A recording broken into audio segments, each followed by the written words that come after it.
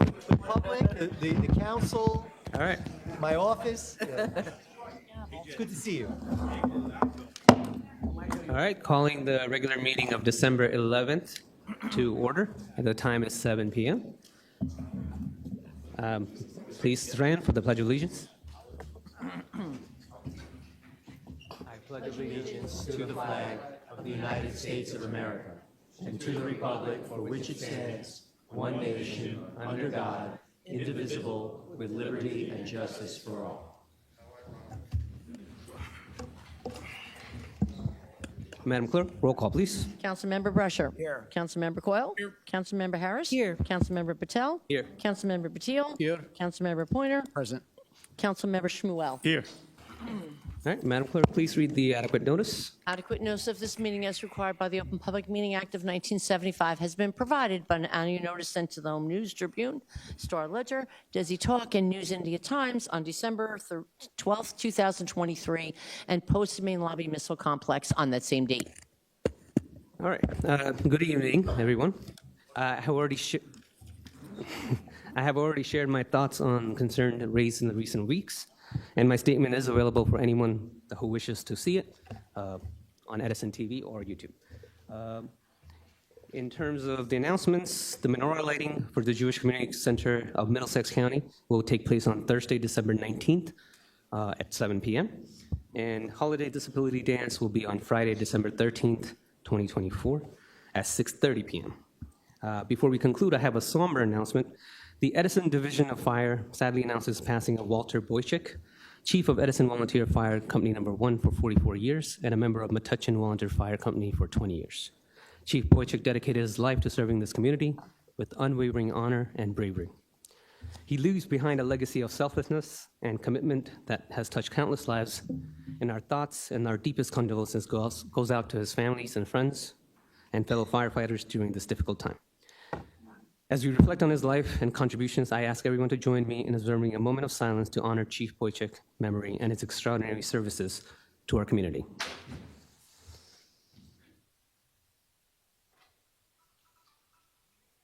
Thank you. Moving on to approval of minutes. May I have a motion to approve the meeting of October 9th, 2024? Motion to approve. Seconded. All right, that's a motion by Council Vice President, second by Councilman Patil. All in favor? Aye. Now, where am I? Yes. So now moving on to number 6, public comment on the resolution. This will be specifically to the resolutions 687 through 709 only. Anybody that would like to speak on the resolution?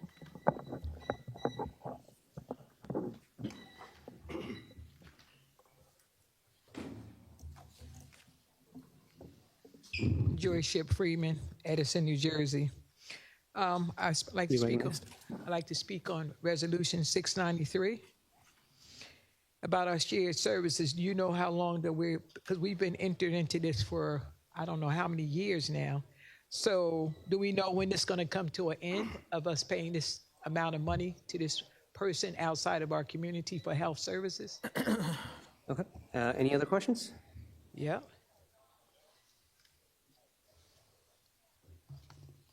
All right. The resolution restoring the Edison television camera angles for the broadcast of Township Council meetings. I think that's a good thing that we would do at this particular time. And, I'm sorry. I think that's an excellent thing that we're moving forward and we're going back to some things that we need to go back to in order to normalize our meetings. And also, I'd like to comment on the Worldwide Candle Lighting Day in Edison Township, whereas I've gotten the information from Russell Azzarello. I think that's how you say his last name. I think that's very good, and I think that's good that we're entering into it because it's very sad when people lose their children or you lose people in your family. So I think we should, showcase that better next year so we can all know where to go. But I'm mostly interested in the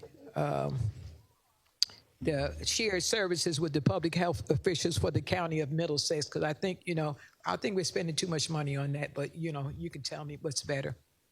Okay, thank you. Anybody else that would like to speak on the resolution? Joel Bassoff, 17 Beach Lane. You're recognized. Okay, in terms of the resolutions, it's very commendable that we are probably going to adopt Resolution 706, the Worldwide Candle Lighting Day. It's an admirable and very comforting event and recognition that we'll be doing. I'm also glad that Resolutions 708 and 709 are on the agenda, restoring Edison TV to displaying the entire meeting without any censorship, and also restoring the deleted recordings of meetings. The public has a right to know, the public has a right to see, and that's the direction that we should be moving in. Resolution 707, designating display of the American flag, Constitution, and other founding documents as protected speech. It's clear what you're trying to do there. What you're trying to do with that is to save the ordinance that you passed on decorum that's unconstitutional.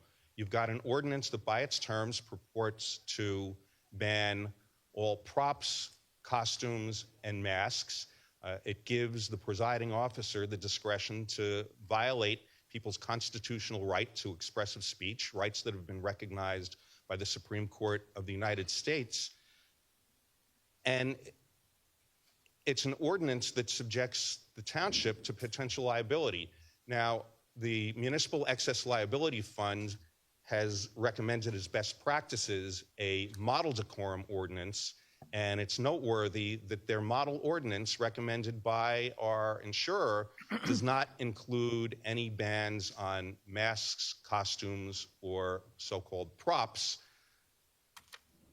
The fact that you've got a resolution that now purports to favor certain items to use as expressive speech, well, that's viewpoint discrimination. So I'd be interested to hear from either you, Mr. President, or from council, how it is that this resolution and the ordinance as passed can sustain constitutional scrutiny. In terms of the viewpoint discrimination, in terms of the discretion that it gives the presiding officer to interfere with rights, how will that pass muster? Thank you. Thank you, Joe. Anybody else? Yes.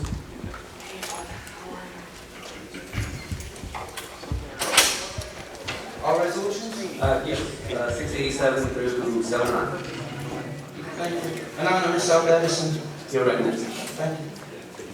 Oh, yeah, look at this boss. All right. God bless the night.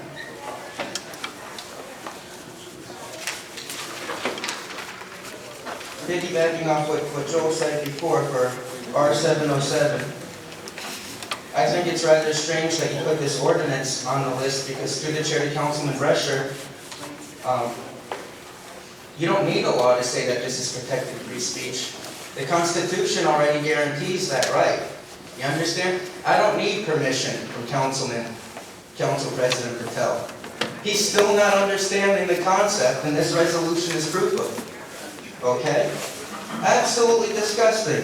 For R709, resolution restoring all deleted recordings of the Edison Township Council meetings to Edison Television YouTube channel. We have to do that because the mayor censored certain videos that made him not look very well. And the fact that we started this meeting, well, so many people are waiting outside and the police kept them from coming in, I believe is an Open Public Meeting Act violation. You want to make this meeting move so quickly, so this way the people outside can't even get their public comments in. But I'm going to move on.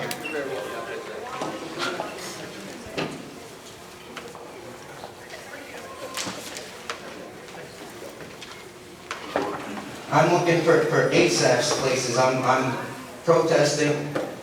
I hope you vote for ASAP because I'm going to do an ethics violation on you if you. Where's ASAP stuff? What kind of resolution were you referring to? That was the ordinance. That was the ordinance that was pulled. Oh, you pulled ASAP stuff? Because it was unethical, thank you. Now we know why it was called, you made a deal with Sam Joshi to vote for unconstitutional restrictions. I think that's Pay not for play. on the... I'll move on. I just wanted to get that in while I could. Pay for play, go. So back to our, restoring the camera angles. The fact that, why do you have to put, you guys run Edison TV, not the mayor. Why do you even have to put that in the resolution? But going back to R707, resolution designating display of the American flag, Constitution, and other founding documents as free speech. Can you please, you know what, through the chair to Councilman Brescher, can you save the dignity of this town and remove that? Because it's already protected free speech. You're making us look even more stupid across the nation. All right? Council President is making this town look even worse. We're a national embarrassment for, everyone knows this town's a bunch of Nazis now because the Council President can tell that Nazis are running this town. We can't display the American flag? Through the chair to Councilman Brescher. Councilman Brescher, only somebody that's not born on this soil would think of something as stupid as that. How did he even make it up there? I'm talking about, I know you're asking him for advice to stop me from talking, but I'm talking about R707.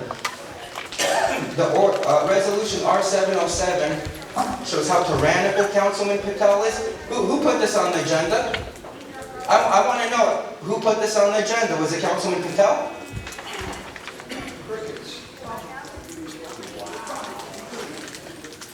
Resolution designating display of the American flag, Constitution, and other founding documents as protected speech. Oh, why thank you, Fuhrer. Thank you. Thomas Jefferson gave me that right. The Founding Fathers gave me that right. The Constitution gives me that right. And I hope we remove this resolution because it insinuates that once you create this law, that your law is bigger than the Constitution. So let's remove R707. Let's stop making a mockery of this town. Okay? Only someone with a green card would make something like R707 up. Do you even have a green card, Councilman Patel? Do you have a green card? Do you have your citizenship?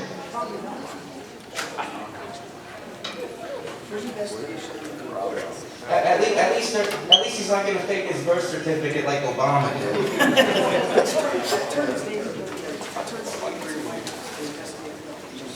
You're being investigated now by the FBI. Deprivation of rights under color of law. R707 proves it. You're trying to legalize something that's already legalized, that so many service members died for. How dare you put this on the damn thing? You're a scumbag. You're a scumbag. You're uneducated. Do you think that we're all stupid children and that we wait for you to tell us what's appropriate and not appropriate? We've all already learned what's appropriate. We don't need an immigrant, not born here in America. You're not even from Edison, New Jersey. You're going to tell me how I'm going to display my flag? You understand? I was born in this town. I graduated in this town. I've seen so many people pass away in this town. And shame on you for removing me every single time. You're a scumbag. Yeah. Bravo.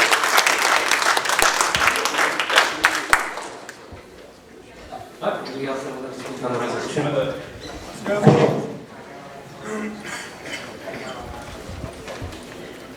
All right, anonymous. In regards to 687 all the way through 709, there's members of the public who are still outside and they're not able to see the meeting taking place. So in regards to all of these things are on the consent agenda. Nobody from the public who's outside is able to hear, and they're not able to participate because of the wild amount of security clearances to have to enter this building. Again, in regards to these resolutions, nobody is able to hear it. They're not able to hear what's going on because you guys started the meeting and didn't allow people to enter the building in a timely manner. So I might just talk a little slow. Premeditated crime, she said. Just to make sure people can enter the building. So I think it's pretty obvious what you guys have done here with that. And I'd like to see everybody who's in the building, who's trying to enter the building, be in this room so they can participate and make a comment or two. Maybe tell them to call a recess. Yeah, Maybe they should call a recess. You guys did not allow anyone here in a timely fashion. So I will be using the rest of my time to help make sure everybody can get in here in a timely fashion, since you guys have no care, or don't give a shit, or don't give a fuck about this process. So I'm gonna talk a little slow. We're gonna wait a little bit. Since I seem to care about something that you guys should give a shit about. So there's no fucking care. Relax. I'm just gonna take a little time here. In regards to consent agenda, 687 through 709. And as I stand here, I'm trying to gather my thoughts.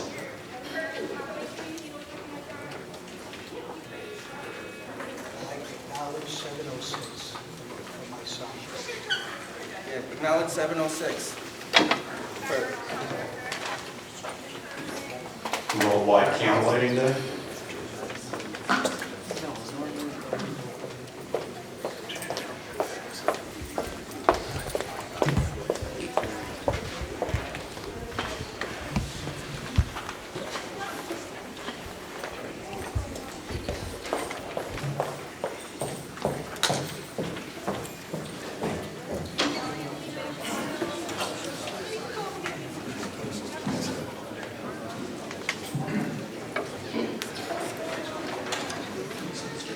And I acknowledge 706.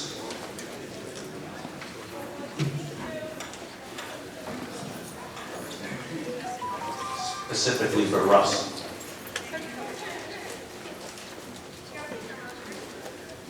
Never even should have deleted these videos. Lack of transparency is disgusting.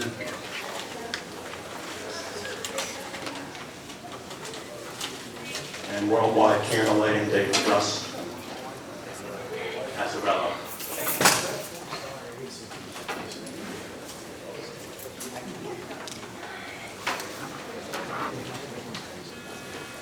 Let me still gather my thoughts on the consent agenda.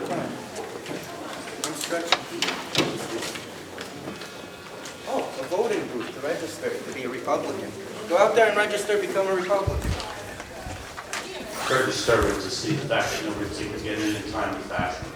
It's very disrespectful to residents and people who travel. There's people who travel from other parts of the country, different states,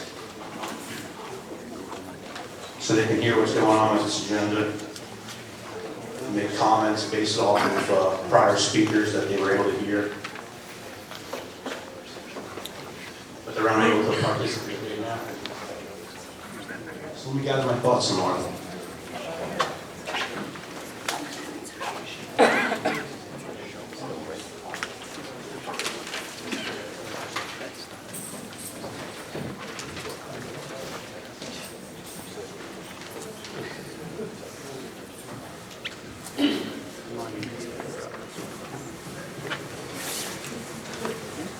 Still thinking.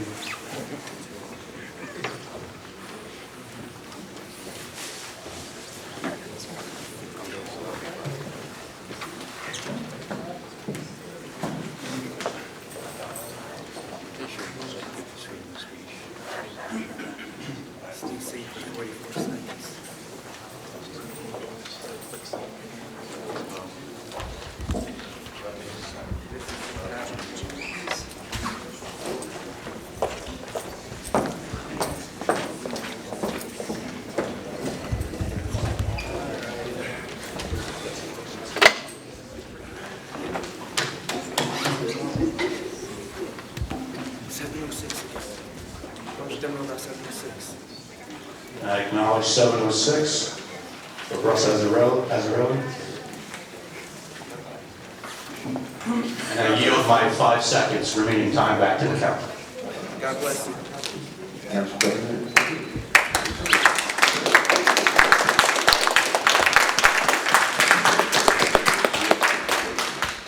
That the council doesn't decide about the doors, that's the administration and the mayor. Yes. Moving on. Who would like to speak on the resolution? You, sir. Russell Azzarello, Skyler Drive, Correct. Edison, New Jersey. Thank you. I'd like to begin on a positive note and thank the council members, especially John Pointer, Councilman Pointer, for being receptive.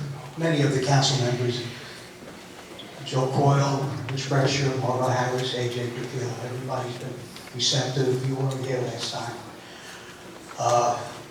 It's no secret my son passed away. And the second Sunday of December is a worldwide candlelighting ceremony in honor and remembrance of all the sons, daughters, nieces, nephews, grandchildren that passed away. We should never have to bury our children. They should bury us. And unfortunately, I'm in a club that I never wanted to be in.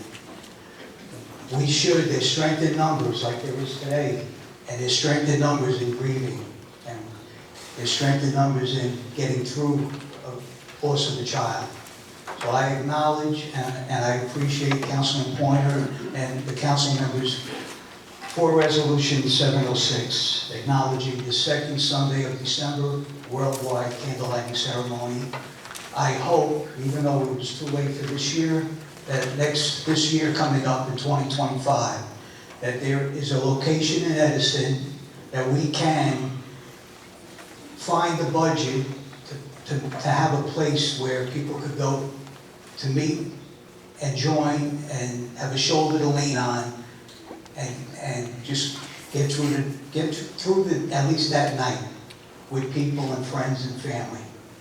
A central location where we can light a candle and pray and remember our children, our grandchildren, our nieces and nephews. So once again, I thank you and I appreciate the resolution 706.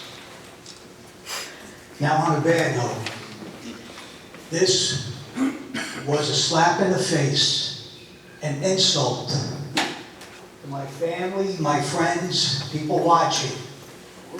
The world is watching. And we let people in a minute to 7, a minute before the meeting starts. I don't know how many people are missing this meeting.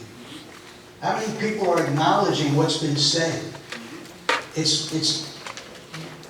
We should stop this runaway train and get on the tracks the right way. Let's do the right thing. If it's the mayor, the administration, shame on you. There's no transparency. There's no right step in the right direction when you pull a stunt like this. This is a slap in the face and an insult to everybody. It is uncalled for. We learn together. We talk together. We listen. This is ridiculous. There's people that can't listen. There's people. My sister flew from North Carolina. I talked to a young girl from Texas. What is going on here? We still continue to there's a blemish. Let's wipe it off. Let's wipe the slate clean and do the right thing. If this had nothing to do with the council members, then that's fine. If it had something to do with whoever had something to do with this, whether they're here or watching, let it be known that people are watching and paying attention. Do the right thing. People are watching. People don't forget. We're meeting a lot of new friends here tonight. Every meeting, I'm meeting friends. I'm shaking hands. This should be for the right reasons, okay? Resolution 706 was a good reason. I appreciate that. 707 through 709 should have never happened. This 6 minutes to 4 should have never happened. Referring to the United States flag and the United States Constitution as props should have never happened. Apologies are heard. And you know what's better? Actions. Actions speak louder than words. Rescind those ordinances. Rescind them. Show the American people, show the residents of Edison, your family and friends, Edison, New Jersey, the country and the world, you're going to be proactive and do the right thing from here on in. And if people are telling you not to, think and vote. Think and vote with your head, your conscience, and your heart that you're doing the right thing. You don't have to rubber stamp everything. Okay? I'm going to go 43 seconds in case there's anybody else. Anybody else back there, Mike? Let me know. I'm starting to get used to this. Yes. I'm starting to get used to this. I dropped out of college. I wanted to be a cop or a lawyer. I ended up dropping out. I became a landscaper. Who would have known? It's funny, the life's boomerang. It came back to full cycle. I got 16 seconds. I will praise you when it's necessary and warranted. And I'm here to call you out when it's not. Just like everybody else is. This is my first council meeting. It will be the last. Thank you. Okay, thank you.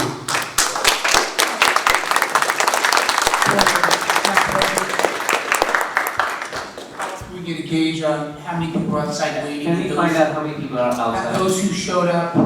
Is there anyone still waiting in the back? Perhaps we No? can Okay, so we're good. indicate Okay. All right. how many people? There's none. There's none. Okay. Wait. Okay. You come on. Thank you, Councilman. Yeah.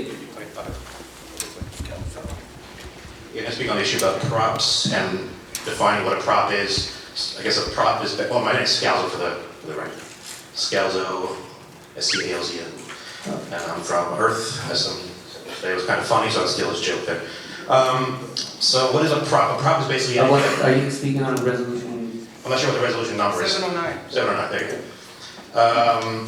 So a prop is basically anything that you're holding in your hand. It could be a newspaper, a book, I guess technically a flag, a cell phone, a magazine, a Bible, a cross, a Quran, whatever. So those are all things that will get you, if you hold most of those items, except the flag or a picture of the Constitution, ironically, you'll get thrown out of this meeting, which, that doesn't really make any logical sense. But anyway, first I was going to comment quick on, we're talking about things that people might find offensive or whatever, or free speech in general.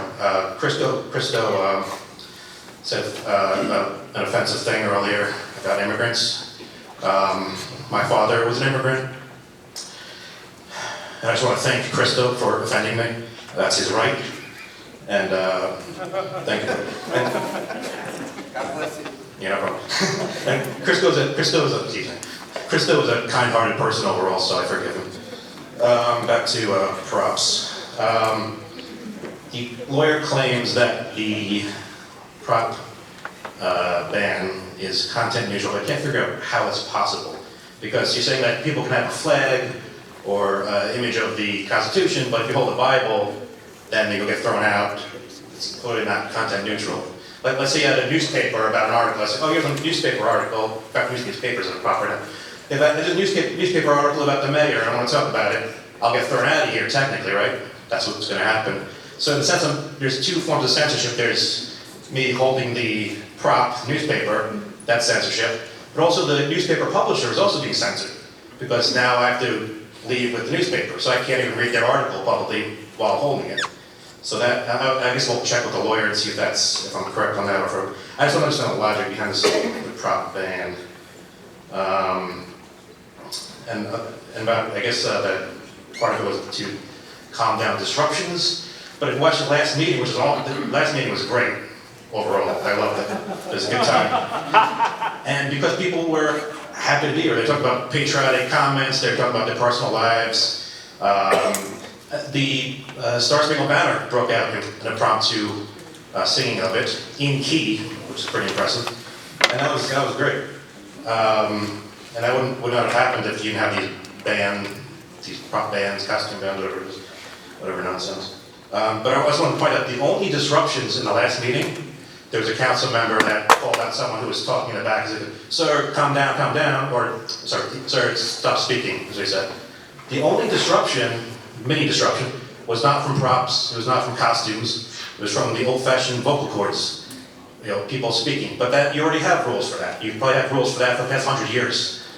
So if someone's talking during someone else's time, then you already have rules for that. So I don't see why you have to have these additional things that are just pointless. Again, I don't know what a prop is. I'm still trying to figure that out.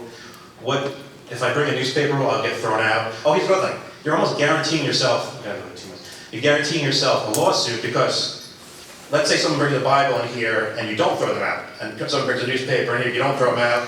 The whole list, a Quran, a cross, a cell phone, you don't throw them out, which you're not going to, clearly. Months and months and months are going to pass, you're not going to throw people out until maybe 7 months down the line, someone brings a prop in that you don't like. Now what? So now you're going to throw him out, but we're going to have on record a video of maybe 100 people not being thrown out for having props. Because obviously you're not going to throw, if someone has a Quran, you're not going to throw them out, that would be insane. Or a Bible or whatever. So it's clearly not content neutral. If my logic is wrong, feel free to let me know. I love conversations. I work with Leroy Truth, and we love conversations. We'll be here for as long as we can. Feel free to have a conversation with us. That's the difference between us and many of the people up there. You guys slither away and try to hide from conversations, which is not a sign of honesty. All right, thank you.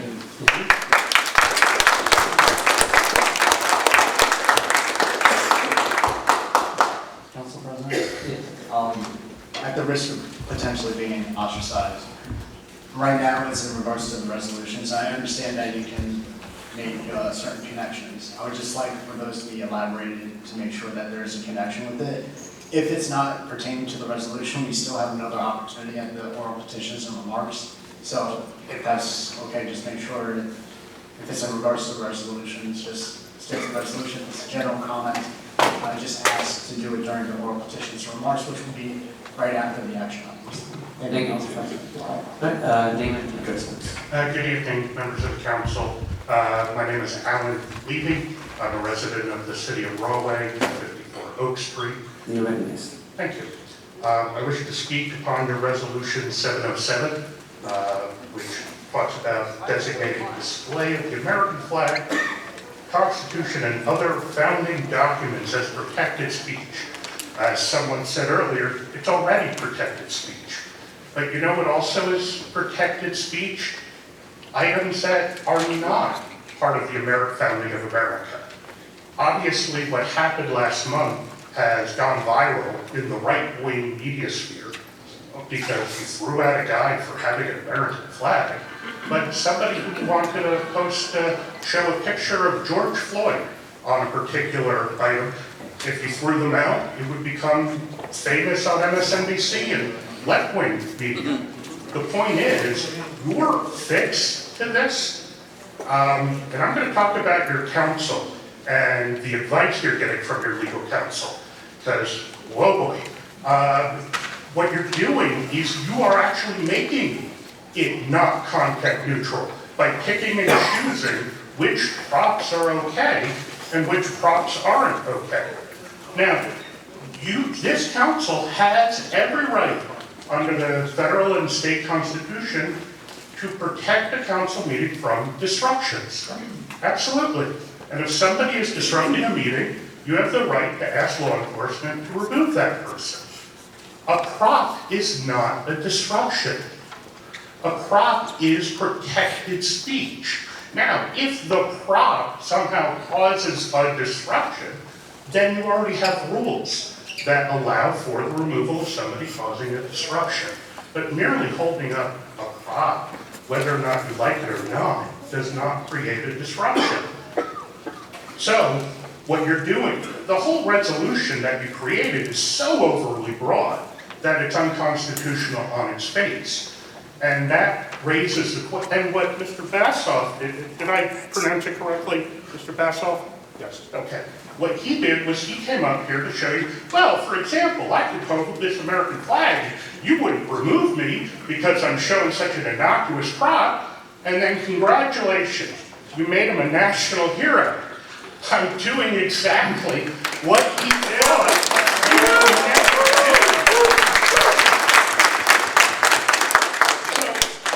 all of this raises a question, because I come from Broadway, and the council meetings are also kind of hostile there.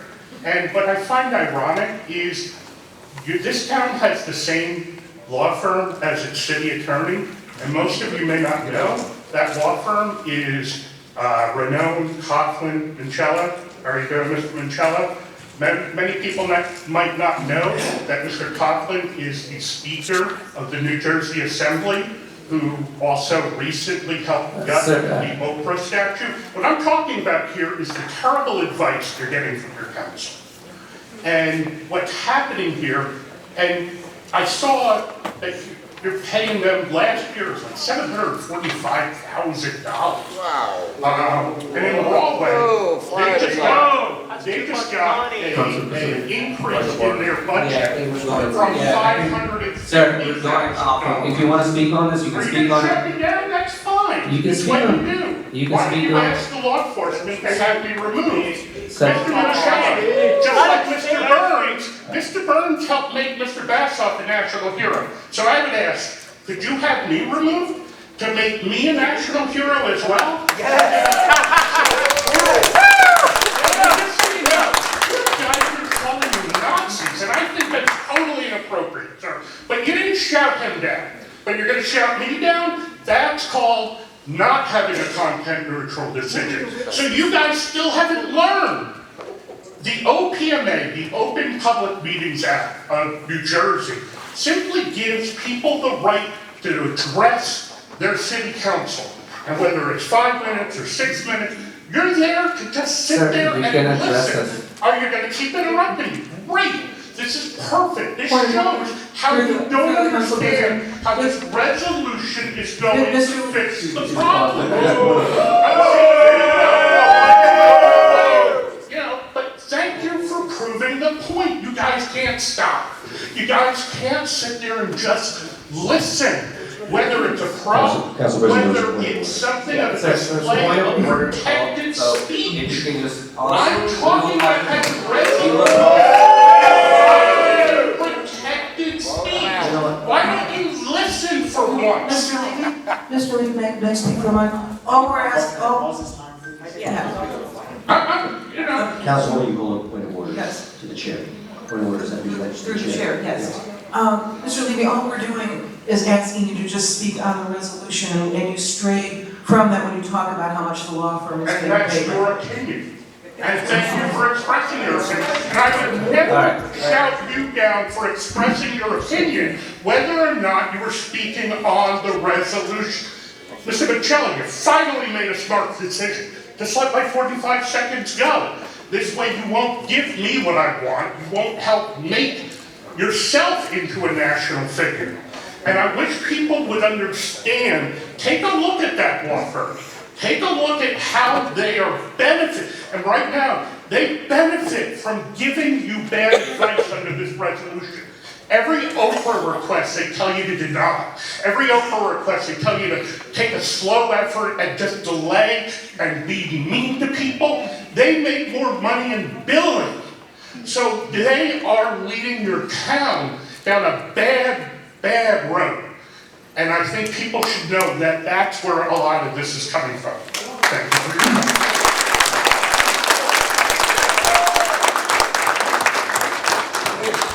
Just to make one more answer, because I understand people have very strong opinions, and I am here to listen. I think we're all here to listen. But the point is, if you can just focus on the resolution, talk about it, and then get to the more personal remarks. You are free to talk about whatever you choose to talk about. It's just during this portion, we would like to discuss township business, and if you can focus on that specifically, and then we'll move on to the next section. Councilman Platt. Council President, point of order. Just one second. I will write my thank you, Council President. I think we go to do the brief information. There is one more chance for everyone who would like to speak. It's a point number 8, which is oral petitions and remarks. Feel free to speak anything that you would like to, but at this point in time, we are on the resolution. If you can restrict our conversation specific to the resolution, that will help us to get to the oral petition and remark where all of you can speak. Thank you, Council. Thank you. Councilman Clark? Council President, the right thing to do is just repeal this ordinance. I mean, it's obvious.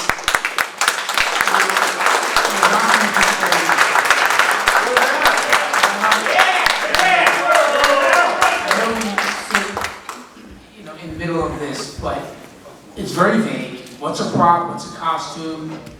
It's going to be redefined for 100 times. Thank you, Joe.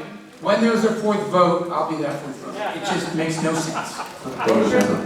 Council President, in fact, this is what exactly I said during the Monday meeting. Why don't you really sign the current articles? And we are back here. But if you would like to get to the agenda, and if someone is willing to move the motion. Yeah, let's go through the agenda and then move. Thank you. Let's finish this portion first. Thank you. Moving on. Who wants to speak on the resolution, sir? My name is Terry Beck from Hillsborough, New Jersey. You're When recognized. there are issues in the state, I filed charges on Governor Murphy. I got to know President Trump. I'm the representative for Bikers for Trump. He has sent me out, and we currently have a lawsuit in Bedminster just for like the same situation. We cannot have a township ordering cops to do certain things that are unlawful. You cannot change the Constitution. I'm a constitutionalist. You understand that's a violation of felony on Title 4, Section 8, disrespects the flag? I've been with bikers for 38 years. You disrespect these colors, you know what that means? You sign your death certificate. So, that's what this means in the biker world. So you have to leave the Constitution alone. It's not a threat. It's not a threat. It's a constitutional piece of advice to let you know you cannot step on our. Can you please speak on the resolution? I'm going to just say, there's no reason why we should have a resolution when we're just exercising the Yes, Constitution. but for now, we're on the resolution portion, so can you speak on the Well, the resolution? problem is now, because I reported And this to. you will be recognized to speak on whatever you choose to, on section. Legalize the American flag, it's already legal. That's in the resolution. Yeah, but I want you to know the evidence already, it trumps golf course. They already have it. They're deporting people who's not respecting the flag. That's all I'm going to say. I'm here to talk.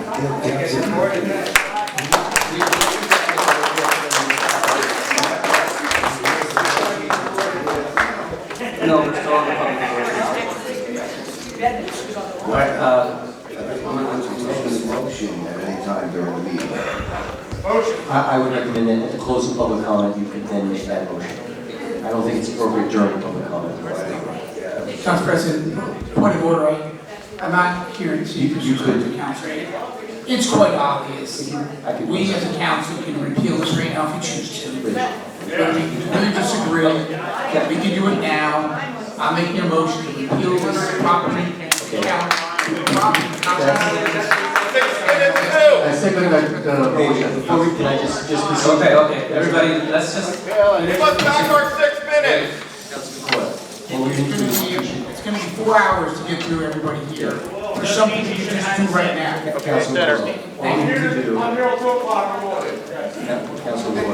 All we need to do is suspend public comment. Once we suspend public comment, your motion would then be appropriate. You take a second, and then you could move through. Motion to suspend public comment. May I have a second? Second. All right, that's motion by Councilman Coyle, second by Council Vice President, all in favor? All right, so public comment is closed for the moment. Now I'll take the motion. Out of order, Council President, I'd like to repeal the ordinance for the property costume ordinance. Madam Clerk, would you read the ordinance number? I second. Councilman, I'll just understand, that's not a point where you're making a motion. Your motion, yes, make a motion. I second. Ordinance to articles. They want a motion. So then can we also get a second motion to remove this resolution after this? All right. So I have a motion to repeal ordinance 2239 and second by Councilman Pato. Can I also just say, what we're voting on right now, Council President, thank you. What you're voting on now is the introduction of an ordinance to repeal the decorum ordinance. That's correct, because this will require 2 readings. No, well, that's your advice. You've already adopted it. Councilman Cole, you've already adopted this ordinance, so we need to do it just procedurally. You can start that process tonight by introducing an ordinance to repeal. introduction. Afternoon, good evening, gentlemen. My name's Sir. We're, public portion is closed right now. This one's out. So Councilman Quan made a motion to introduce the repeal of ordinance 0.2239-024. Yes. Correct. Will be the public, Council President, just a question to the attorney, because we have one meeting left to end the year, and any order that needs to be effective need adoption.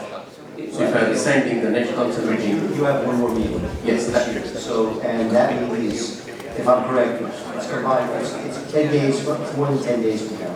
So you can have a second reading on that ordinance on the 20th. On this ordinance to repeal, you can adopt this. There will still be within the period, the estoppel period, but that's okay. You'll have gotten 2 votes in. Thank you.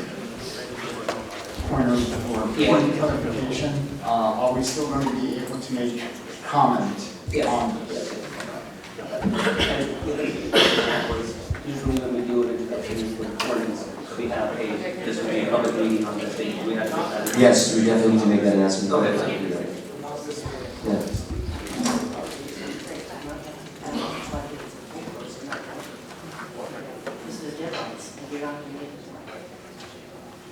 We need to publish special meeting.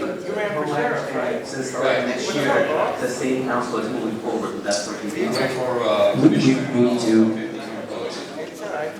we can represent tonight to this coming up. We will make every effort to have this on by the next meeting. If for some reason we have some logistical delay, we'll push to the next meeting. Yeah.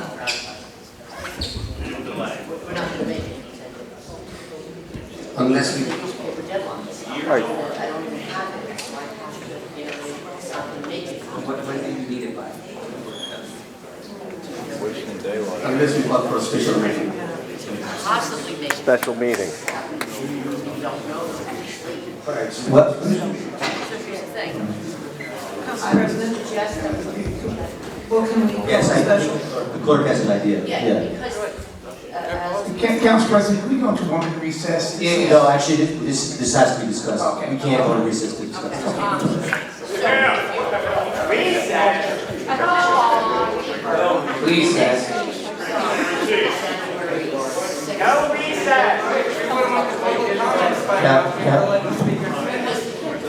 Yes. Councilman Coyle, we can actually have a second reading, the first meeting in January, and the second reading of this ordinance. Okay. So we can do it. No special meeting will be required, we can do it in our regular schedule. Okay. Fine. Are we going to do a roll call? After the reading. Well, we can have a second reading after the reading.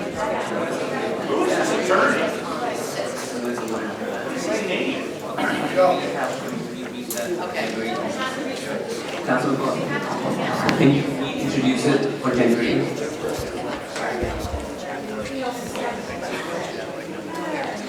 And Councilman Pointer, what was your question? Council. No, I have to get a roll call first. but we're just making sure the process is correct. That 14th, January 2nd? January 8th. public hearing will be January 8th. What's the name of the ordinance? What's the number? 0.2239-224. That's repealing them. What is it going to be? So we're going to have a new ordinance that will be 2242.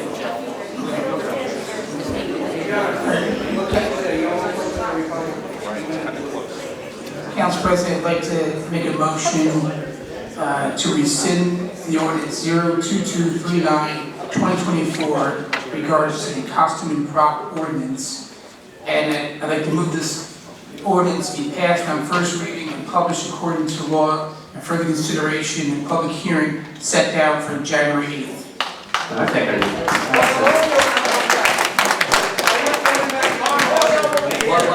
That's motion by Councilman Coyle, second by Councilman Pato. Let me just say that the number will be, of the new ordinance will be 2242-2024. And now I'll open it up to council comments. Do you have a second, Council President? Yeah, we have a second. We have a second. Councilman Pointer. Council President. Again, at the risk of being ostracized. While I know the focus of the ordinance pertains to the consideration of props, costumes, and performances, there are aspects to it that I actually find are good. Allow me to explain. It sets established guidelines in regards to actual enforcement of the decorum. For instance, someone has to come up to the podium to speak. If there is an actual disruption, then a point of order has to be made and a warning has to be established.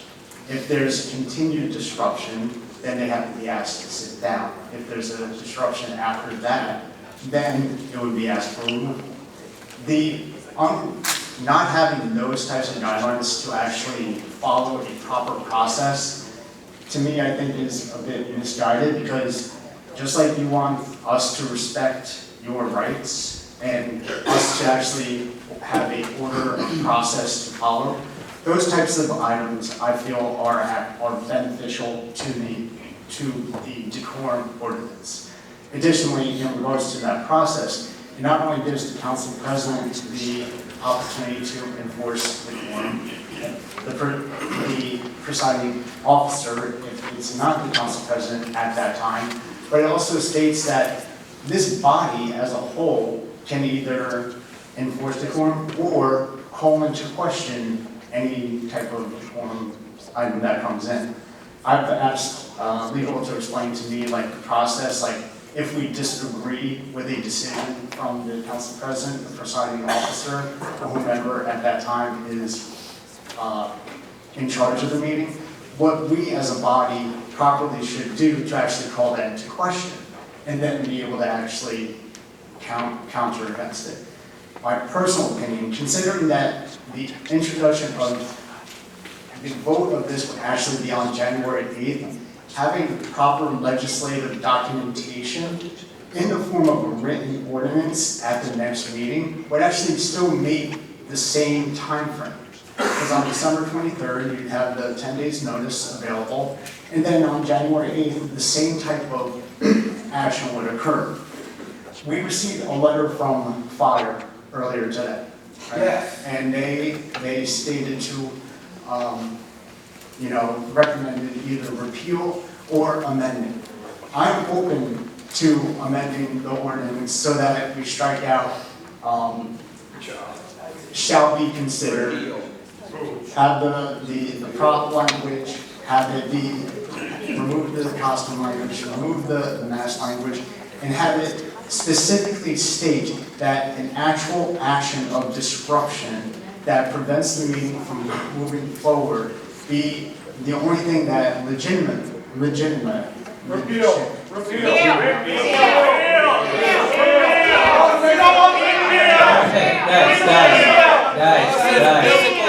Guys, just like everyone likes to be heard, you should listen more, and talk. That's suspended comment.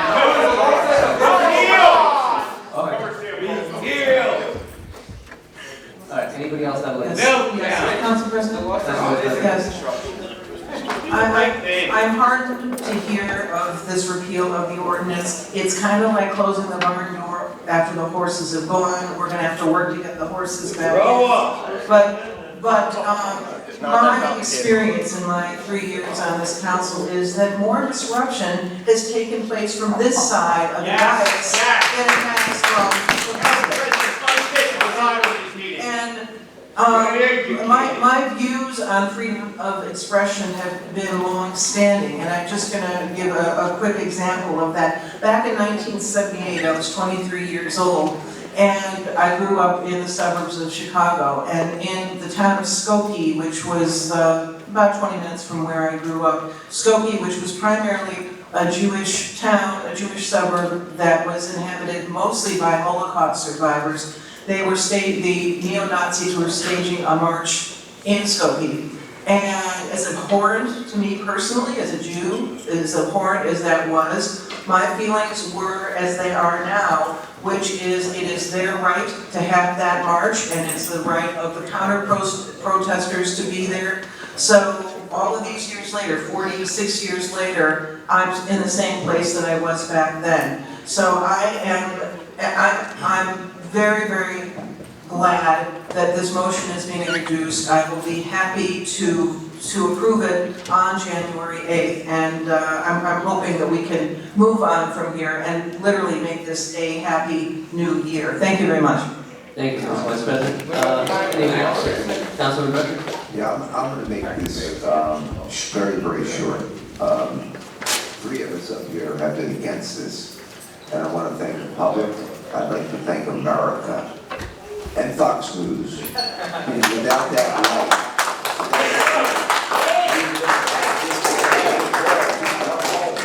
God bless you, he's back home. Thank you, Council President. In fact, on Monday night, I said that we should repeal the ordinance. I'm the longest serving councilman on this dais. We never ever had the problems with any rules or any of those things. And I continue to say that if this dais puts their act together, I don't think we'll have residents here. If we can let them speak from their heart, listen to them, regardless what they are holding, how their attire is, as long as we answer their question, I don't think we'll have so many people here. So in that sense, I think any rule that will box in the resident, I will never support. And this is against the democracy, anything that you put around choking the voice of the people. And because of that, I'm seconding this, reciting this ordinance. Thank you, Council President. Thank you, Councilman Patel. Anybody else? All right, as for me, again, as I said Monday, it's been a mistake. This ordinance started out with good intentions of having some regulations, as Councilman pointed it out, but I believe that it went too far and it's too late. And at this point, yes, we can amend it, but I think the horses have left the barn, and it's better if we just let them leave and go for it. So I will be in support of repealing it as well. And if we need to do this for joint insurance fund to protect the township from litigations, I hope a future council can take on this challenge and do a much better job than I did. So, with that said, I'll take a roll call. Councilmember Brusher. yes. Councilmember Coyle. Yes. Councilmember Harris. Yes. Councilmember Patil. Yes. Councilmember Pointer. I got an open bank account. Councilmember Shmuel. Yes. Council President Patel. Yes, and I would also like to ask for a motion to remove Resolution 707 from this agenda. Motion to remove Resolution 707. Second. All right, that's a motion by Councilman Patel, second by Council Vice President. Any comments? All right, I think that speaks for itself. Madam Clerk, roll call, please. Councilmember Brusher. Yes. Councilmember Coyle. Yes. Councilmember Harris. Yes. Councilmember Patil. Yes. Councilmember Pointer. Yes. Councilmember Shmuel. Yes. Council President Patel. Yes, and now that those two things are done, the agenda as of now will stand at 687 through 706, and then 708 and 709, and then we shall reopen the public comment section. Council President, if I may, just before you reopen, we are still in the first public comment section regarding resolutions, and as these items have now been removed, anyone who wishes to continue to speak on this item would have to speak the general comment at the second. That's why they public did it, comment. Rob. Okay, thank you. Thank you. Okay, so moving forward, we're gonna take a motion to reopen the public comment. Motion to reopen public comment. Second. All right, that's a motion by Council Coyle, and by Council Vice President, all in favor? Okay, moving back to public comments on the resolution. So anyone that would like to speak on the resolution R687 through R706, and then 708, 709. Good evening, ladies and gentlemen. Name and address, please. My name is Peter Pfizer, Pedro. I am Spanish, I'm from Venezuela. I'm a Vietnam veteran. I fought for this country, I fought for this flag. I'm a retired officer.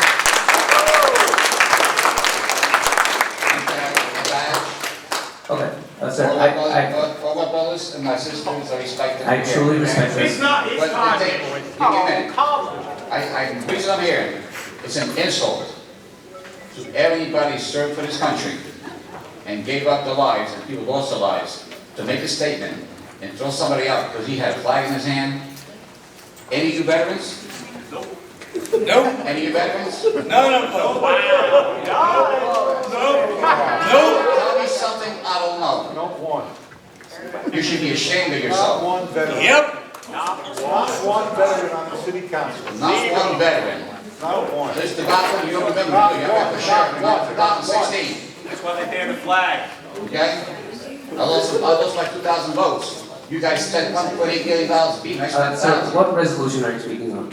About the flag, like 707? That's been removed, so you can speak on it. The reason to let you know that you're hurting a lot of veterans' feelings about what you did. Sir, Okay. you can speak on that on the portion 8, so we can, you're more than welcome to come back on the section 8. I don't think about it, just get my piece of mind. Hey, they're shutting you down. Sir. You're a veteran, they're shutting you down. You can't shut me down.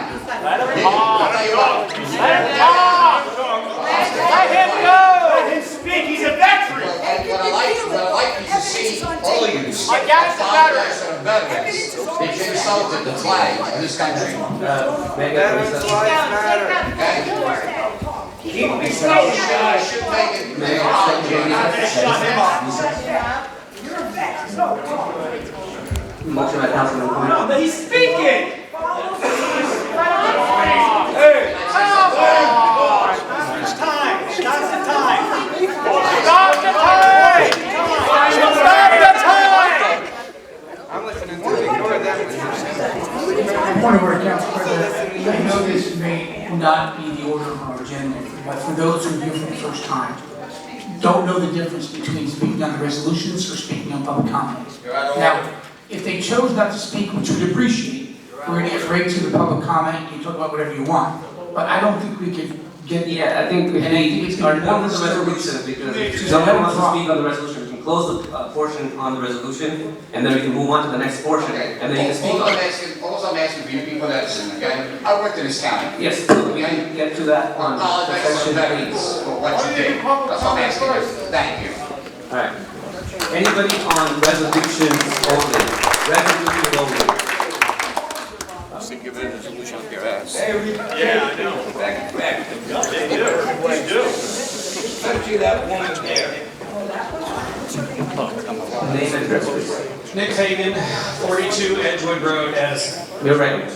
Thank you, Council President. I'm usually a regular at these meetings, but haven't been at the last few of them because they've been a circus.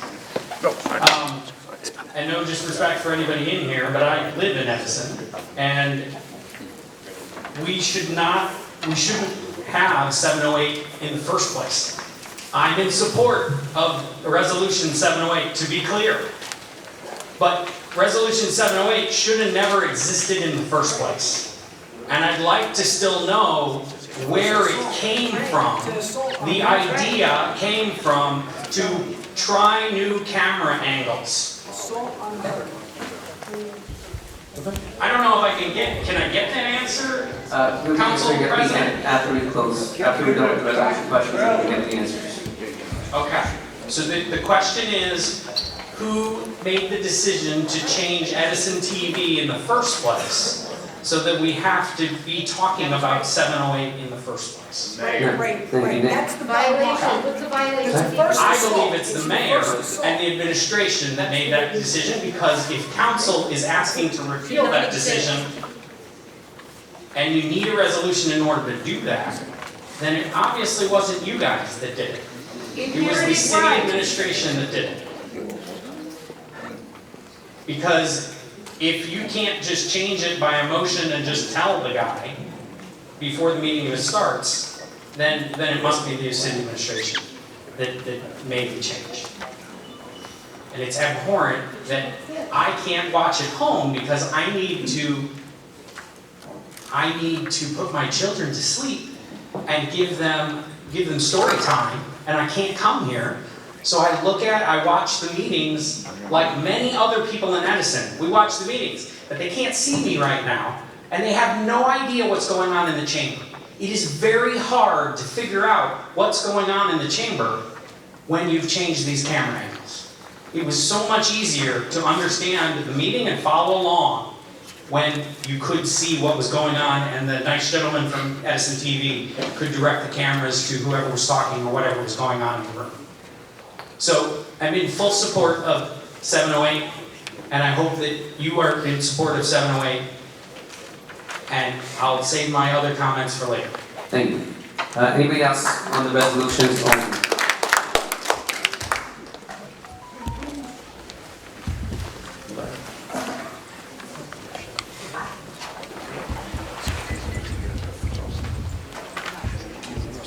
Rob Kentos, 61 Meadow Road. Yeah, you won't Edison answer. resident, 15 generation Edison resident, as a matter of fact. Resolution 709, it's a pretty interesting topic there. Why do the meetings appear, reappear, disappear, float away? As you all know, I dissect these meetings. I know everybody that was in the room at the last meeting. We research them, we look around to see who's influencing our town. And the meetings are there, and then all of a sudden they're gone. Then they come back. Just last week, I'm on the website, I'm looking at a couple videos, and all of a sudden, they're gone. They were removed, they were literally removed while I was looking at them. You know, if it wasn't for Charlie and the other people who come here and videotape, I wouldn't be able to look at the meetings. I mean, it's a huge problem. And then forget about saying, oh, well, Oprah the meetings. Okay, as the gentleman who's not even from this town, Rawway, just spoke, he apparently knows the Coughlin law firm motto, which is deny all Oprah requests, deny everything. If you get into litigation with this town, I'll tell you what they do. Here's what happened.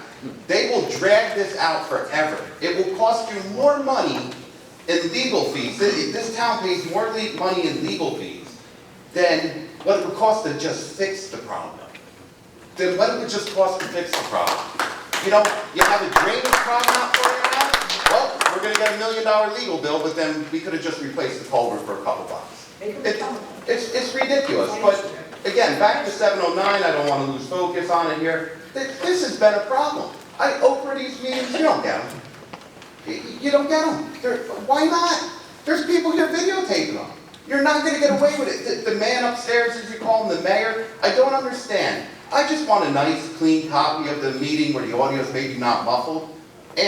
But I'm going to get the video anyway, because there's always somebody here videotaping. I mean, Joe's videotaping. I mean, but he won't give me the video. Call the state. Well, I never asked him. I apologize. I never asked him. So I'm glad to see 709 is going. I hope that you pass 709. I don't know how you're going to actually enforce that. I don't know how, after you put this in effect, I don't know how you're going to enforce it, because council, you guys don't control it when they take them away. It's complete nonsense. I mean, I shouldn't have to, as a taxpayer of this town, I should not have to go out online and talk to Christo if I don't want to talk to him, because maybe I don't like him. I shouldn't have to go find another source for these videos, or the audio. I mean, you guys want to take the video away? Give me the audio. It's just absolutely ridiculous. I mean, it's just what's going on in this town. Where's the adult here? Where's the adult here? You don't even have to be a legal sleuth to know what's going on in this town. It's absolutely ridiculous. I just cannot believe this. As far as the camera angles, I mean, we know who did that. We know why that was done. Because Rob Kentos is up here speaking right now. And you know what? People might not listen to the crazies, but they know me in town, okay? They might not listen to everybody here, but they say, oh shit, Rob Kentos is up there, okay? I'm exercising my First Amendment right, my kids are. So, it's just ridiculous. I get it. Listen, if you don't want certain people, I give you permission to blur out my face. Just blur out my face if you don't want people to know I'm up here. It's just ridiculous. We shouldn't have to have these resolutions. We shouldn't have to have these decorum resolutions. I've been coming to these meetings since the 80s. My grandfather brought me to these first meetings. They weren't even in these chambers. They're in the back room somewhere. And I'm sitting there like a little kid, like a fool. I didn't even know what's going on. It's just absurd. What 4 years of this administration, and look what we got. That's all I got.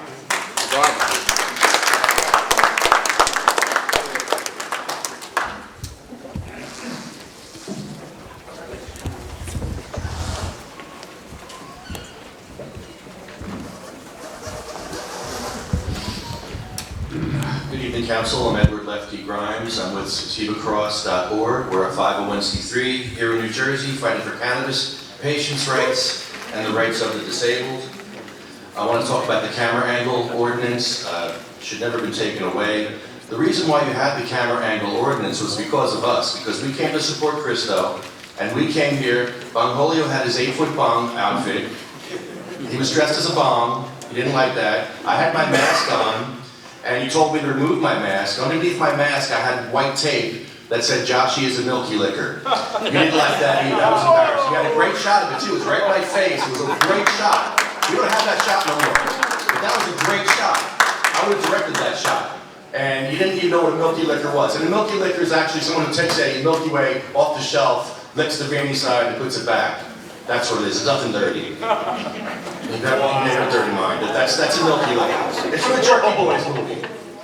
So the camera angles, you really have to fix that. You really need to go a step further, because the camera angles really aren't working for disabled vets that are home right now, not being able to take part. For 19 months, disabled vets are able to see those camera angles and take part in the Zoom meetings. And all of a sudden you took it away after 19 months. The disabled vets all of a sudden weren't part of your agenda, and they lost their access. Just like they lost their access to this building today. You got people in wheelchairs pushing themselves 50 feet up a ramp. Are you kidding me? 50 feet? How does this guy get up the ramp? This poor guy. You got another guy. Someone else up there. You got a Marina with one leg. You have someone with a prosthetic leg that had to walk up that ramp. How dare you disrespect the disabled like that? And that's not you, it's Joshy and the business administrator. So shame on you. They won't say a word. They won't say a word. Disgusting. Out in the rain. Out in the rain. This poor man in the rain in the wheelchair. Really? Don't you care? 68% of Jesus' miracles were for the disabled. 68% of Jesus' miracles were for the disabled. Where's your energy at? I want to know where your energy is at. You may not be a Christian, and I'm not the best Christian, but let me tell you something. I support disabled people, and I care about, and I'm very compassionate. I have a heart for disabled people. I don't have to have a heart for you guys. You're a government entity. You're not a human to me. You're a government entity that's supposed to serve us. Another football field. I'll have more to say later about this. Thank you. By the way, they shall grow not old as we that are left grow old. Age shall not weary them, nor the years condemn. At the going down of the sun, and in the morning we will remember them.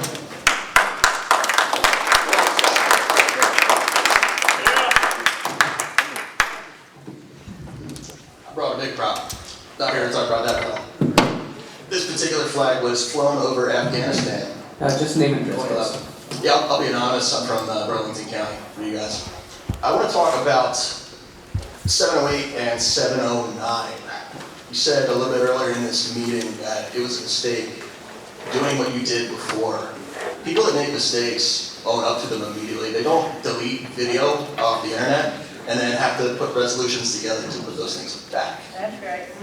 If you made a mistake, you just correct the mistake. You don't hide evidence. Really, really not cool that you guys are doing that. Not great either that you're messing with camera angles. This is a public meeting. There's no expectation of privacy whatsoever. So when you've got camera angles, you don't have to blur people's faces out. That's not a requirement. That's baked into the Constitution. Freedom of the press means you can go record anyone, videotape anyone, anywhere in a public place. You can't do it in my house. I can't do it in your house. I can't record you on a phone call that you're not consenting to. But in a public meeting like this, I have every right to record you. So there's no reason you would need to turn off the 1, 2, 3, 4 cameras that are physically mounted in this building. This town paid for those cameras. Why, if you're not going to use them? Why are they mounted on the walls? That one is pointing over there at a wall. That one's pointing way over there. That one might be pointing at you. I have no idea if it's on or not. Yeah, that one's pointing at you. Are these recording? Does anybody know? Yeah? You guys should be recording me. That camera should be pointed at me. That camera should be pointed at me. They're not. They're off. They're not in use. Why'd you pay for this? Money. Scare tactics. Who paid for it? Money. The people paid for it. Exactly. scare the taxpayers. I think they forget whose purse they're using. They're already using the scare tactics. That's what they're about. I'll say one more thing here. I think it's very, very telling as well that there is not a resolution on this agenda to apologize to that man right there for having him physically removed from this.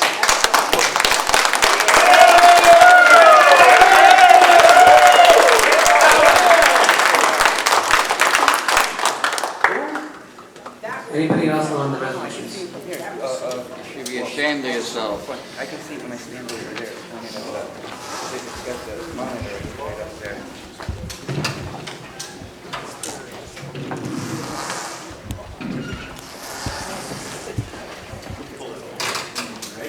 My name is Jim Needlemeyer, and I am from Monmouth County.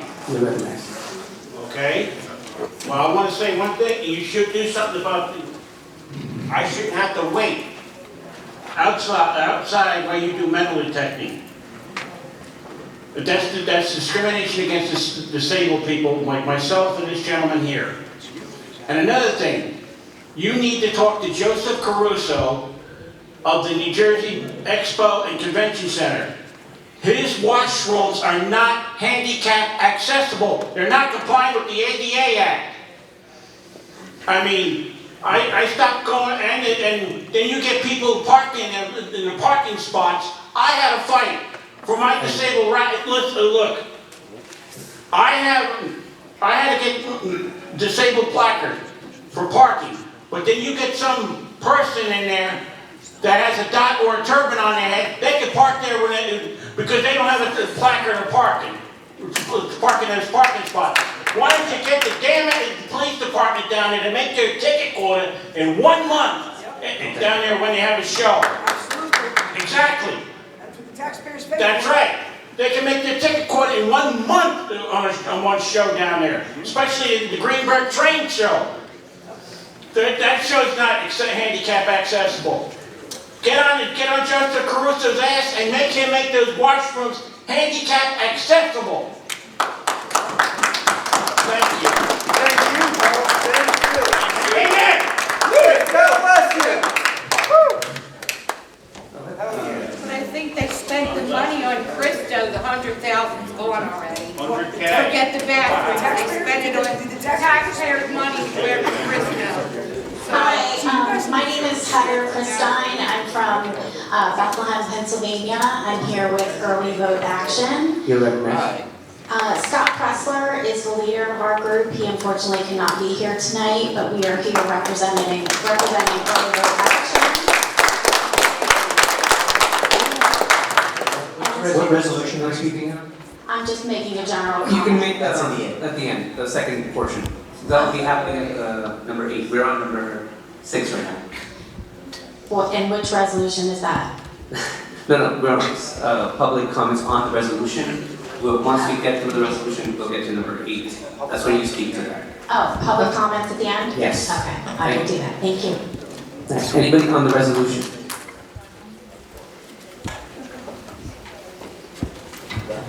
Ordinance, Edison. So what I'm kind of seeing is that you're trying to undo everything that you did, and you're trying to handle a meeting that you put all this car and all these different things into 6 minutes and whatever. And you're undoing it, so that's good. I wanted to talk about 707. I know I can only talk about that later, and I will, because I'm a little disappointed about what I heard. I'm trying to be a hero right now, some of you, and you're the reason that this exists to begin with. I want to talk about 708, the camera angles. Why in the world are we talking about this? Why did we do this? Everything that we're doing here is a waste of time. You guys you told us that you wanted us to go ahead and make these meetings more efficient. This is just stupid what you guys have done. You brought lots of people from out of town here. You wouldn't listen to the Edison residents, but you're listening to everybody else. This is kind of dumb. We support you. We're taxpayers here, and you won't listen to us. I'm a committee person. You don't answer emails. It's ridiculous. Blow them out. I want to know who decided that these camera angles should be changed. I have a feeling that, as some people said, it was because of the people that are in front of me right here, and I'm sure it was because of Christo too. You just didn't want to see his face. It's ridiculous. Let the people speak for their 6 minutes, 4 minutes, whatever it is that you want. It's not a big deal. I am in favor of this resolution. One of the things that I have trouble with is I don't want to listen to the entire meeting because they go on forever. I kind of want to hear when the people speak, because I'm a people person and I'm not sure where you guys are from. It sounds like some of you might be for some other entity, but this is a republic. You're wasting our money. You go ahead and pledge the flag. It's a republic. It's us that are ones that you're supposed to listen to. So, I would like you to go ahead and bring it back to where we can see the people, give them the respect, and also so that we can scrub through backwards and forward to see where we need to. We shouldn't have to ask anyone else for their videos. And I'm just going to go ahead and end it there. But I am annoyed.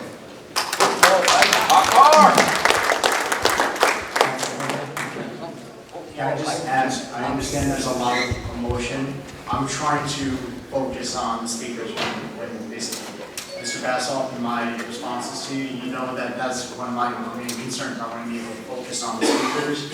Yes, everyone has the opportunity to speak, but the additional comments outside that, I just want to be able to focus on the speakers.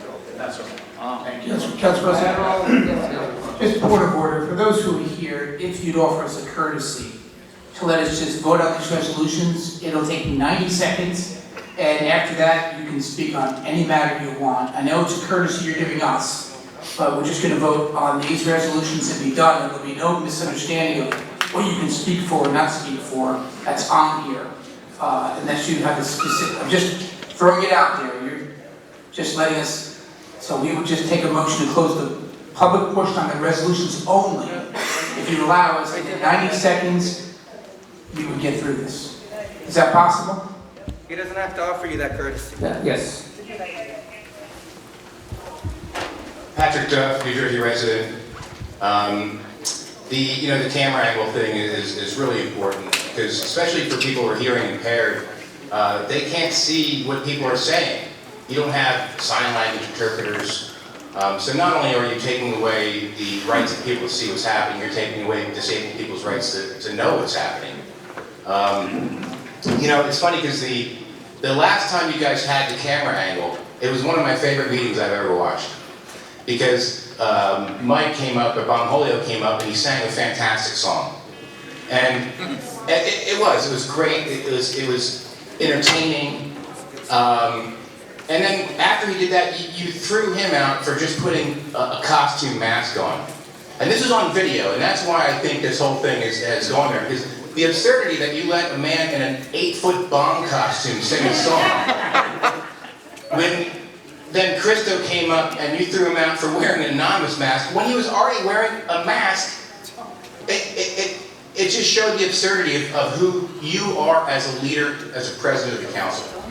To defer and say that this is an administration's choice when you are an independent public body. That is a lie. It's not the administration's choice. You did it. That is a lie. You are the president of this council. You control this body. And if you don't, if the mayor does, could you please tell us where in Robert's rules or where in the government rules that exists?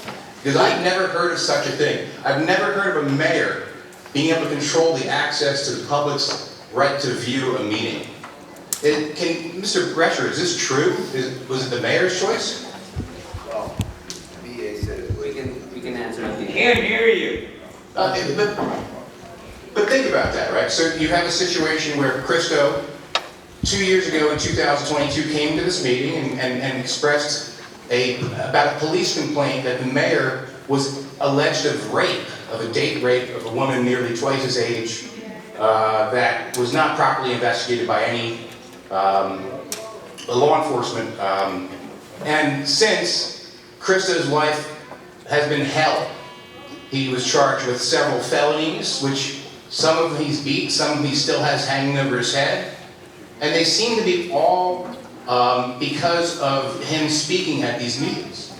And it's so funny because I said to myself, well, they took the camera angle away, but look at all these cameras. Look at all these people watching now. I said to you when I came up here a couple weeks ago, I said, you didn't want anybody to see it, that's why I took camera angle, but now thousands of people will be seeing it, and that turned into millions. And so I have to say, please, as a body, number one, you're trying to put the toothpaste back in the tube without actually, apologizing.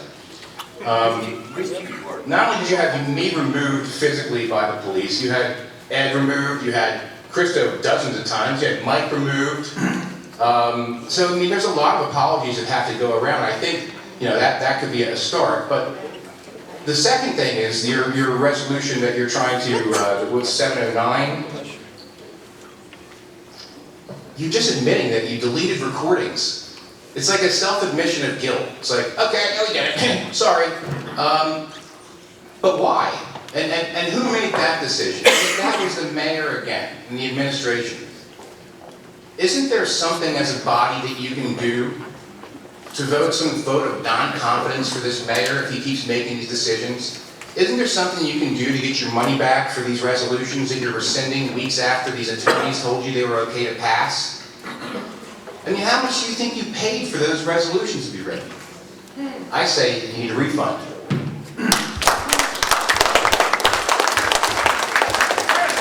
Close the public portion on resolutions only. That damn handbag. I have one more.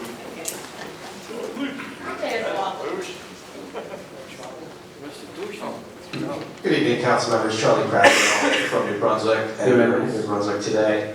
I just took a peek at the resolution. It says for 708 and 709, both are to take effect immediately.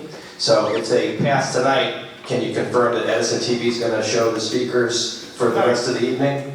I believe they will try to do it immediately, but they will have most probably till... No, immediately. You have to do it now. No way. I think my understanding is that it's going to be after the next week. The next week. Let's shut it down there.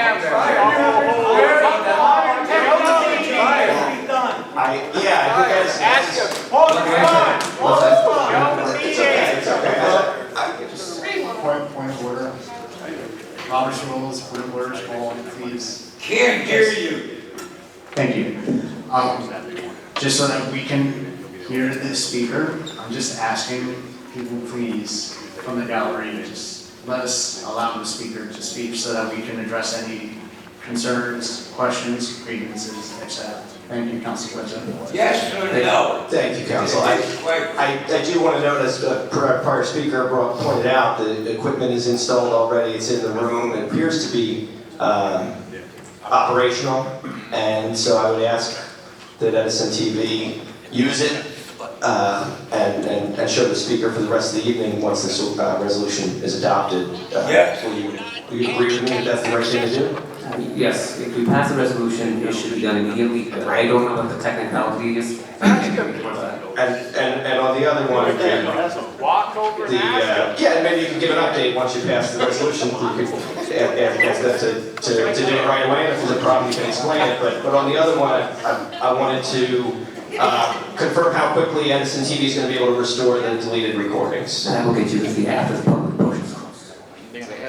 Okay, well, I guess I'll just close by saying I appreciate everybody who came here to stick up for transparency, because that's truly an American value, and I think that these meetings are better when there's full transparency. So this is a step towards that. Unfortunately, it just gets us back to where we were before. Years ago. But I hope you'll all vote yes for these. I thank you for introducing them, and I do also want to just say I was also displeased that the line out front prevented many of us from witnessing the first speaker or two, because the council started the meeting with a long line waiting to get in, and I don't think that was appropriate. I hope that you'll coordinate in the future to make sure the meetings don't get started until the people who showed up are let in, because it's really wrong to make folks wait in the rain, and then by the time they get in, they've already missed part of the meeting. That's just not right. People took time out of their day to be here. You should respect their time, and did not like that part of this hearing. But thank you for putting these resolutions on. I hope everyone votes yes.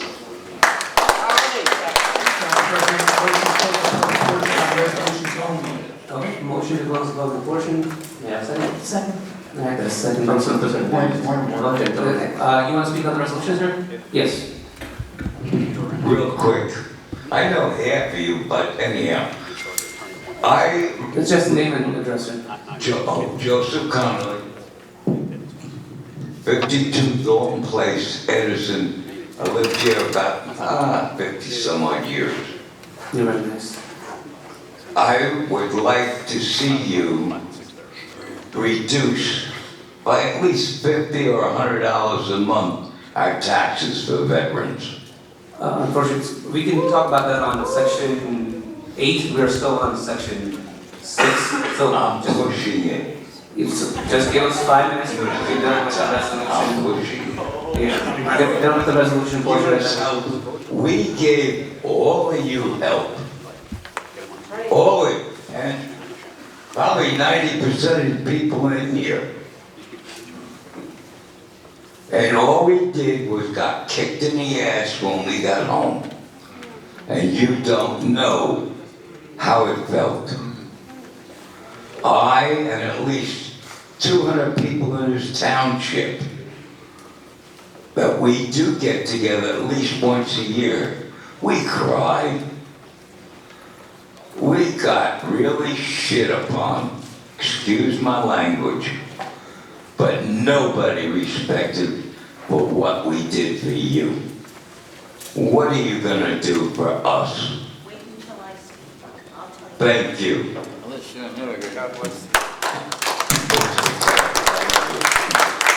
many reasons, you're doing good, but you can do better.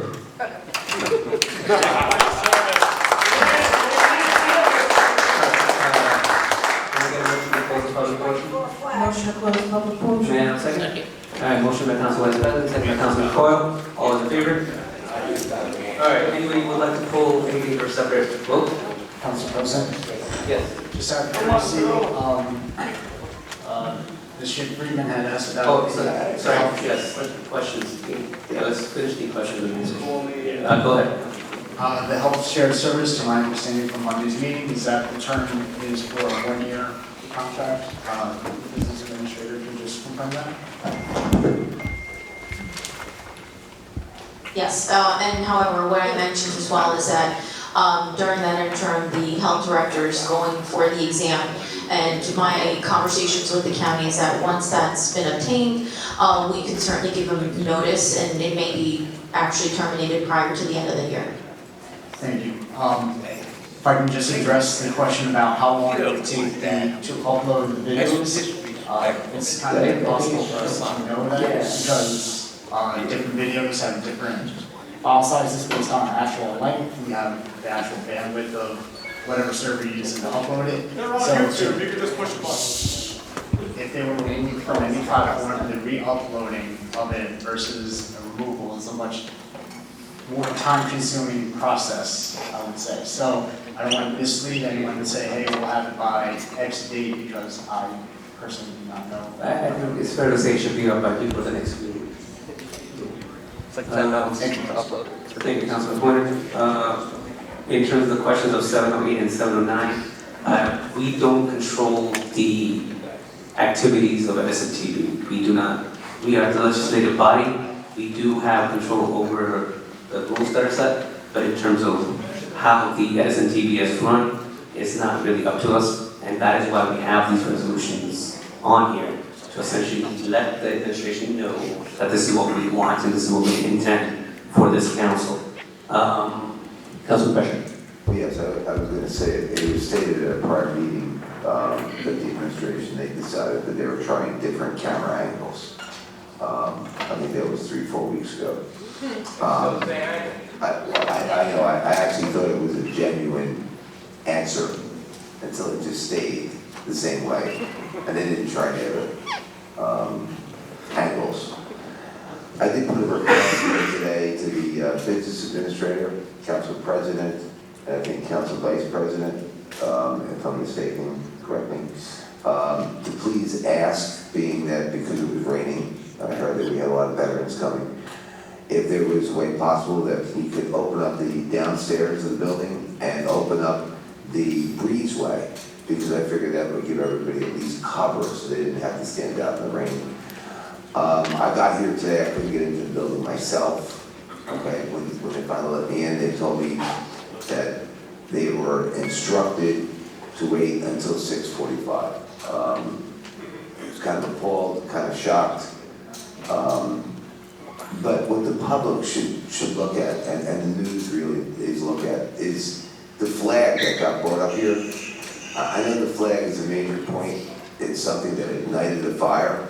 But if you look what they've done with the camera angles, taking away your minutes to speak, muting residents when they talk. When residents disagree, they seem to be targeted through law enforcement. You know, all of this has just happened under this administration. Prior to this administration, the gentleman in front of me, Crystal, was at all our meetings. These meetings never devolved like they are now. The difference, like I said over and over again, is the current mayor that we have. I mean, we did change law firms, but to me, I don't know, law firm. You know, but they take their instructions from the mayor. Everybody here takes the instructions from the mayor. I said our police department refused to throw out a resident at a meeting while he was being called disruptive at a Board of Education meeting because the officer determined that he was not disruptive. Yet here, a gavel hits and it's removed. Same officers. Our officers are the same people, but they're taking their orders through the same people. We have the same chief that was here before, but we have a new police director. So I keep on going back to the same thing. The problem is not this meeting. The problem is not the residents. The problem isn't our staff that works here. The problem here is the mayor of Edison. Okay, and that's where all of this comes. It all comes back. We should be paying attention to what we should do as a council, not stifling the public, not stopping your speaking. Listen to us. We should be listening to you all the time. Yes. We should be Yes. You're not. Town affordable, lower taxes, clean up our crime. These are the things that we should be doing as a governing body, not stifling the public. As most of the public knows, when the public comes to me and you ask for something, I vote in your favor every time. And there are other council people up here, and we do the same thing. We've always stood up for the public. So there are some of us, but the orders come from the top. If the top does not change, we're going to have this going on for the entire next year. Unfortunately, we do have that. Here's a 4-year term. So we do have another year of this. But this has been going on for 3 years now. So I apologize to the public. While I might not have transgressed over your rights, I'm part of a body that has. I'm embarrassed to say that I'm part of that, but unfortunately I am, and I'm not going to resign, and I'm not going to give up my seat to allow them to continue to do this to your rights. I'll stand up for you each and every day. Thank you, Councilman.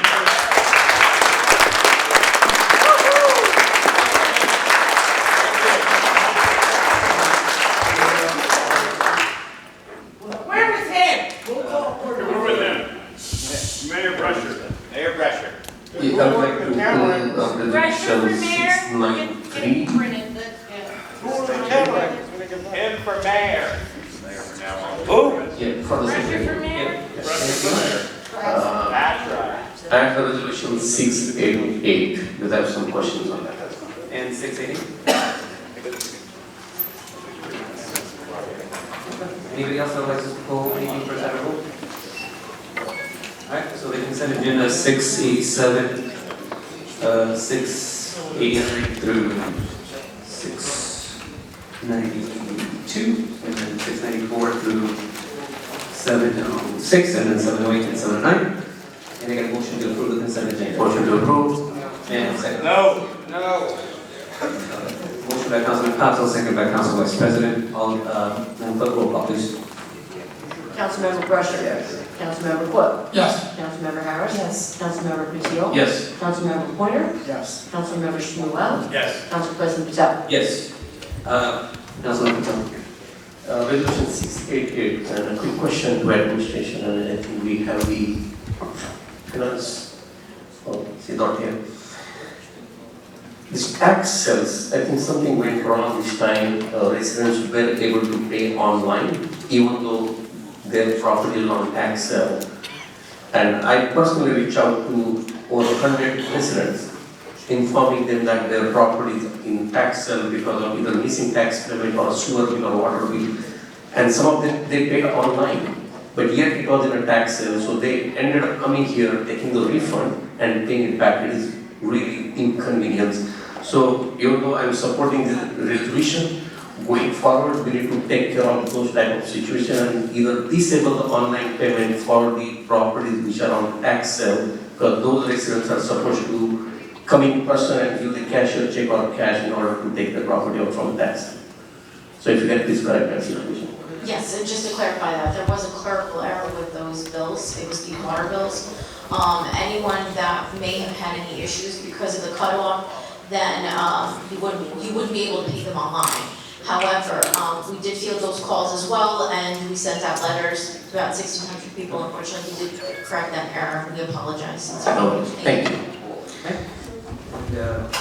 And I can put a motion to approve the resolution 688 if you would like to do that. So let's do that.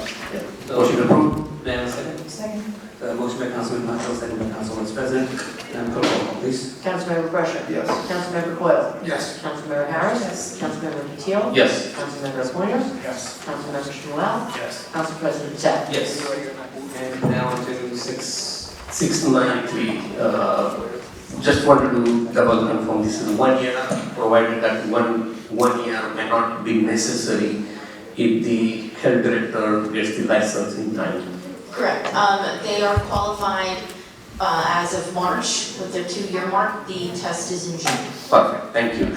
And my only other comment is, as we look at the multiple shared services, this is a very high time. We are in the month of December.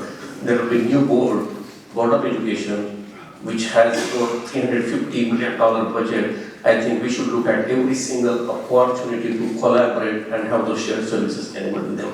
Thank you, Council President. Thank you, Councilman Patel. May I get a motion to adopt? Motion to adopt. And may I have a second? All right, that's motion by Councilman Patel, second by Councilman Pointer. Madam Clerk, roll call, please. Councilmember Brusher. Yes. Councilmember Coyle. Yes. Councilmember Harris. Yes. Councilmember Patil. Yes. Councilmember Pointer. Yes. Councilmember Shmuel. Yes. Council President Patel. Yes. Okay. Now moving on to the oral petition and remarks, and this is the portion that anybody can speak to anything they choose. There is a list starting with Leroy Truth.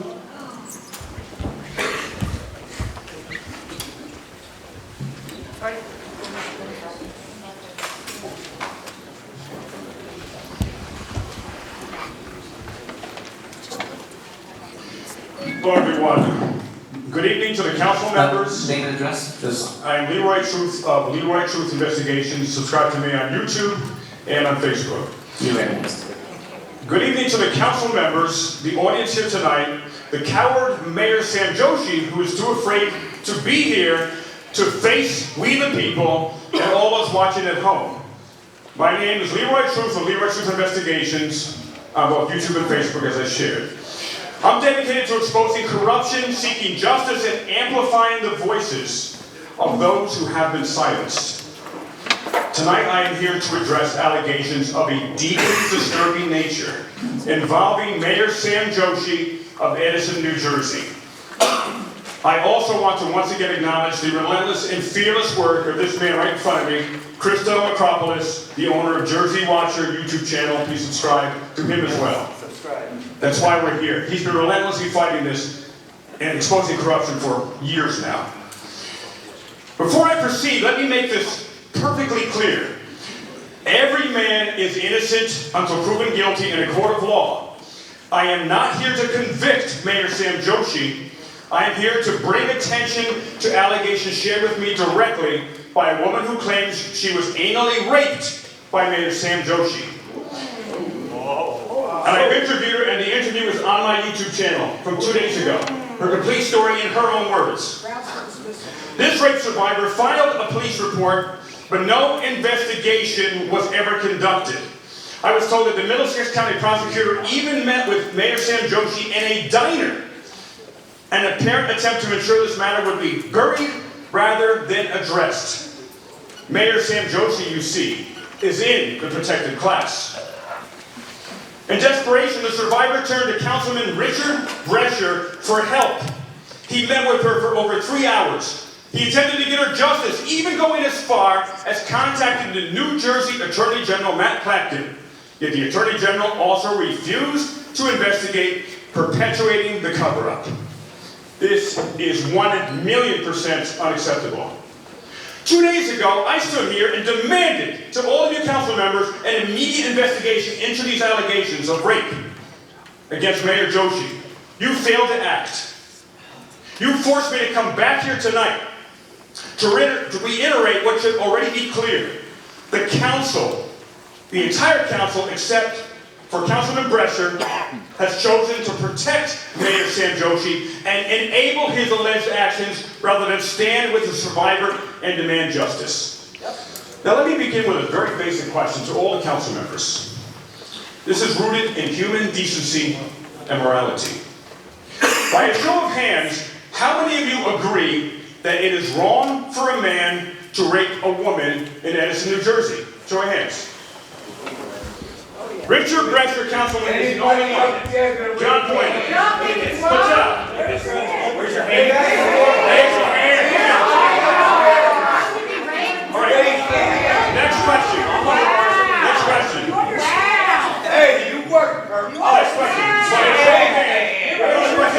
Hold on, another question. By show of hands, how many of you will support an immediate investigation into the alleged rape allegations made against Mayor Sam Joshi? 2 out of 10. Let me go.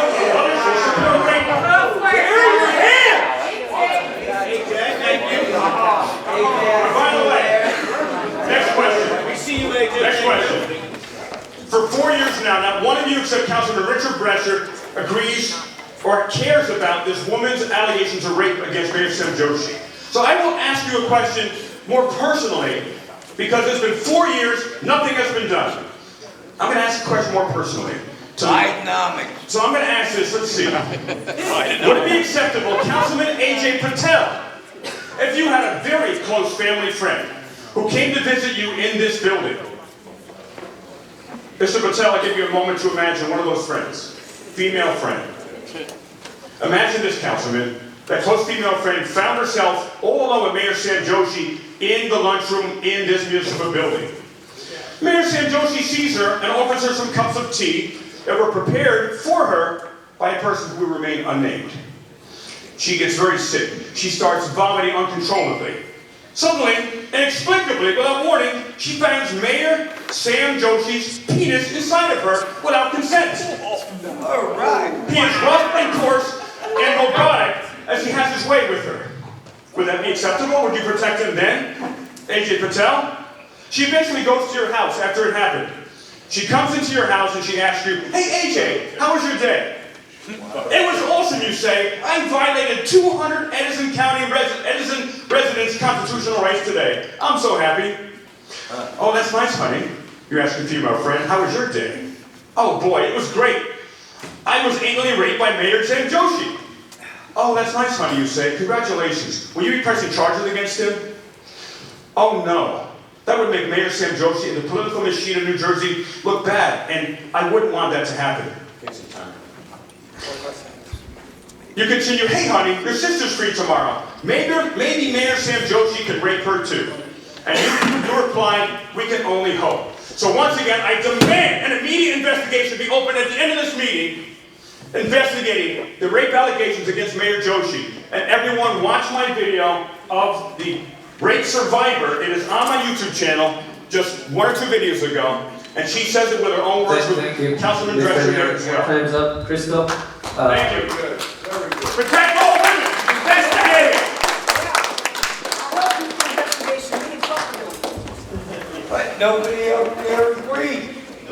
Crystal, you're next. Taking the towns down, all of them. That's the name they gave me, boss. Am I recognized? You're next. One at a time, guys. Thank you. My fellow citizens, we are gathered here not only as a community, but as a society that values justice, dignity, and integrity. Unfortunately, these core values have been called into question by the disturbing allegations against our mayor, Sam Joshi. The recent revelations of sexual assault are deeply troubling and demand our immediate and unwavering attention. Sexual assault is a grave violation of human rights. and it leaves lasting scars on victims, their families, and communities.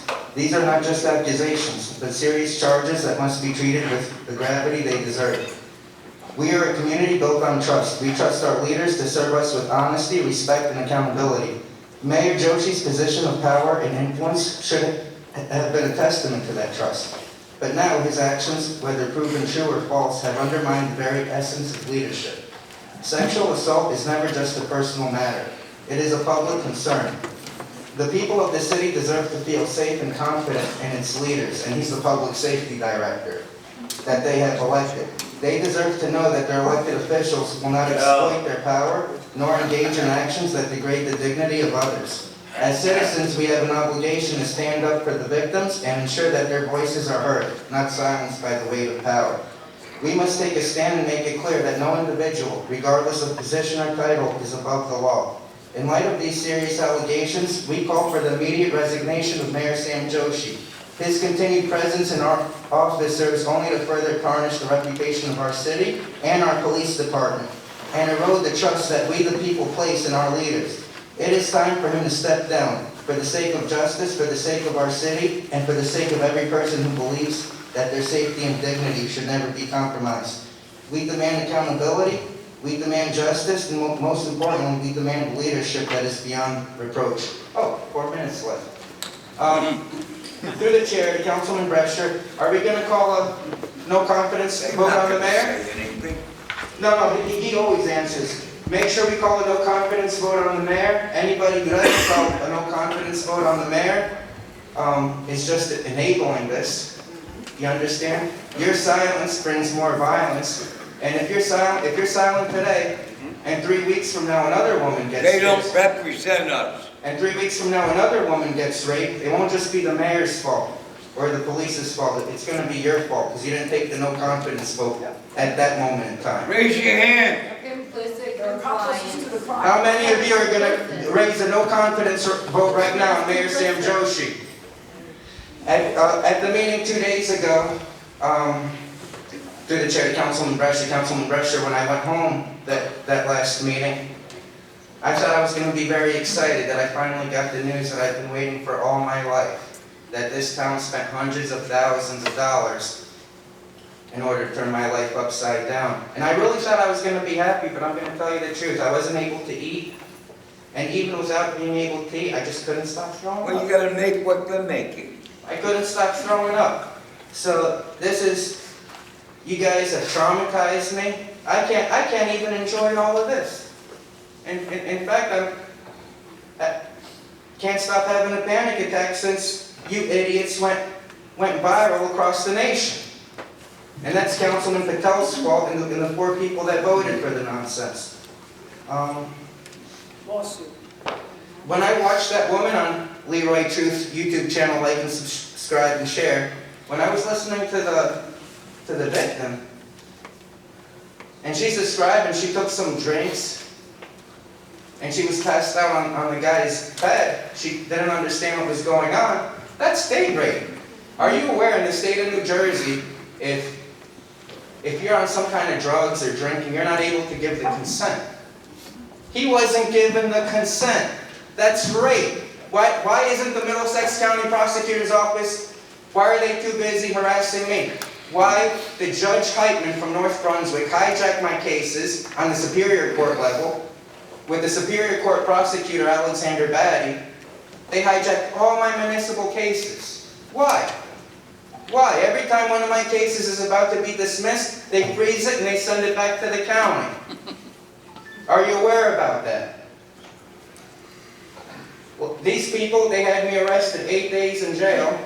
Well, They're all in bed with each other. I recorded a predator catcher catching a predator on his YouTube channel, much like Chris Hansen could catch a predator. They caught and released the child predators. They caught and released the predator catcher, yet me, the cameraman, who doesn't even say a word, is in jail for 8 days. The newspapers claim I criminally restrained the child predator, which was never true. You guys maliciously falsified a police report and fabricated it in order to maliciously prosecute me, both in which those are federal crimes. Conspiracy to deprive me of my rights. 2 years I couldn't use social media, post videos, and generate an income.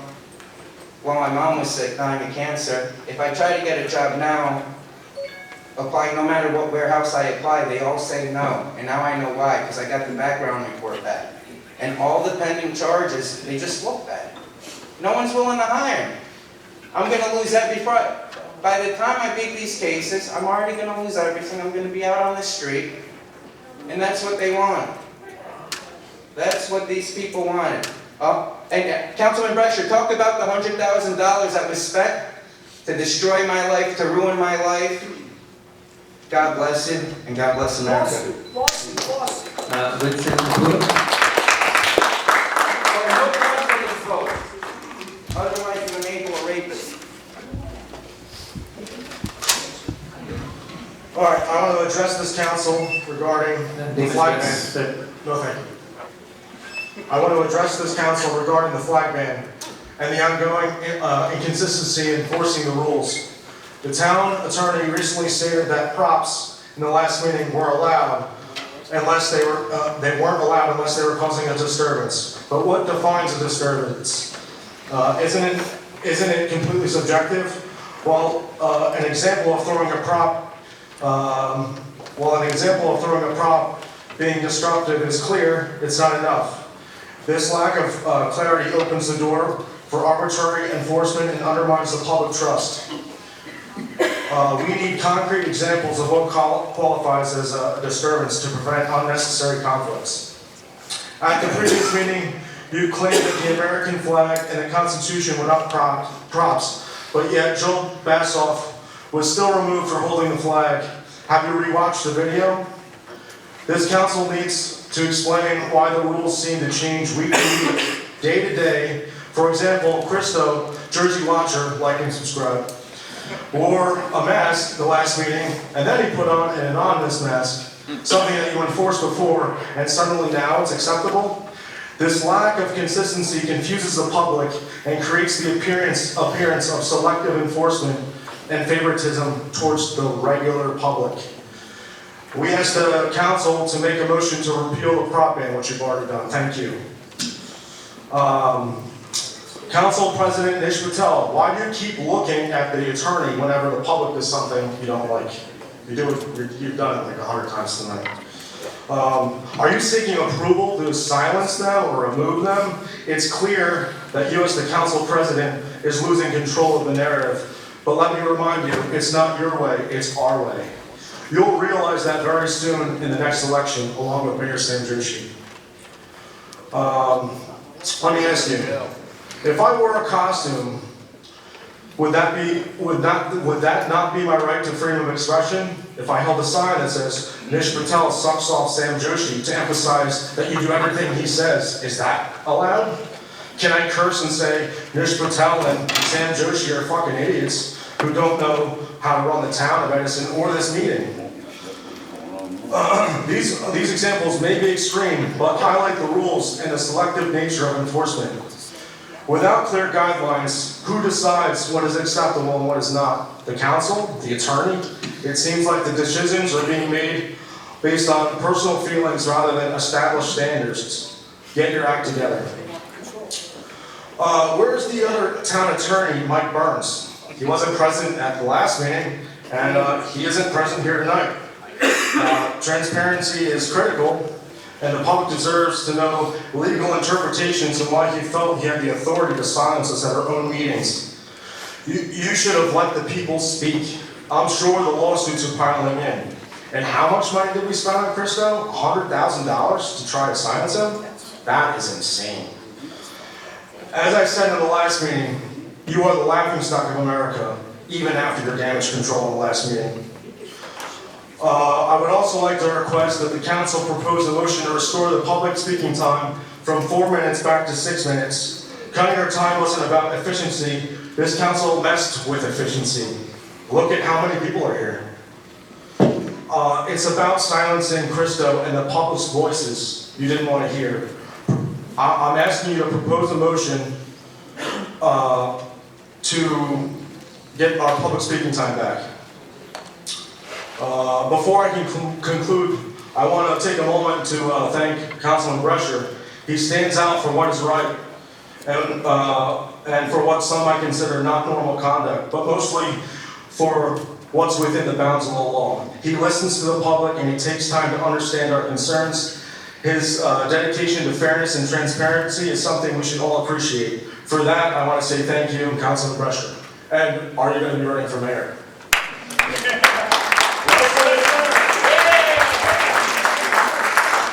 Running for mayor to make America great again, right? So I also wanted to say, Russell, I love the hat. Where are you? There we are. Russell, I love the hat. Ready for sale? All right. Where can the public get them? All right. To everyone watching, please understand that this is bigger than a flag or a mast. It's about accountability and consistency and democracy. We demand better, and we will hold this council accountable until changes are made. Because we are the people. That's all I got to say.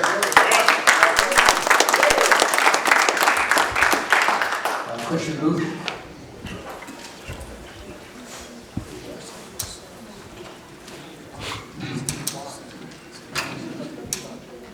Hello, my name is Christian Booth, and I'm from the state of Pennsylvania, and I am sick and tired of our flag. You know, not being able to show the American flag, or any flag from any country. I don't care what flag it is. We have a First Amendment right to free speech, and I really don't feel like our Constitution is being enforced. If we can just write all kinds of ordinances that cancel out the Constitution, what is the Constitution? Yeah. Why do we even have it? You know, we really need to get back to the founding era rules that we had. You know, the First Amendment's right to free speech, the freedom of expression, and the Second Amendment, you know, the right to keep and bear arms shall not be infringed. I see this state of New Jersey infringing upon my right to keep and bear arms, carry them, and whatever rights there are. Even the Fourth Amendment, Mar-a-Lago got raided. It is completely unacceptable the way our government is acting here in this town and all throughout the United States. And I don't want to become Venezuela, you know, Russia, China. We should be able to keep our constitutional rights.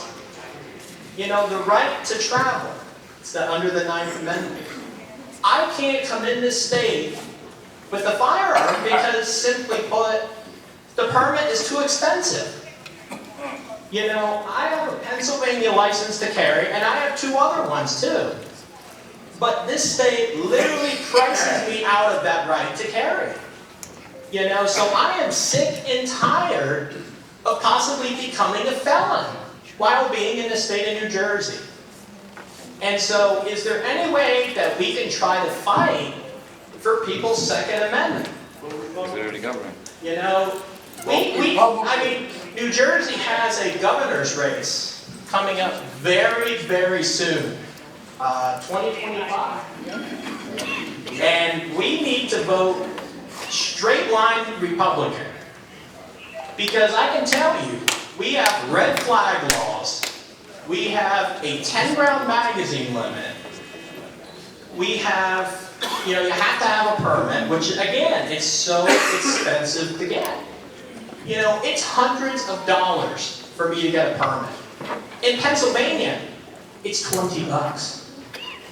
And no classes needed. And so I want to see better gun laws. And I want to see the cops of Edison actually enforce the Second Amendment. If New Jersey's going to infringe upon that, we should be able to have the right to carry. It shouldn't matter if it's 10 rounds, 20 rounds, whatever number we can name, even 100 rounds. The Second Amendment's clear text. It shall not be infringed. I mean, that's pretty clear. And we are getting that right infringed upon. Like I said, I can't travel with my firearm because this state does not reciprocate with any of the 3 permits I have.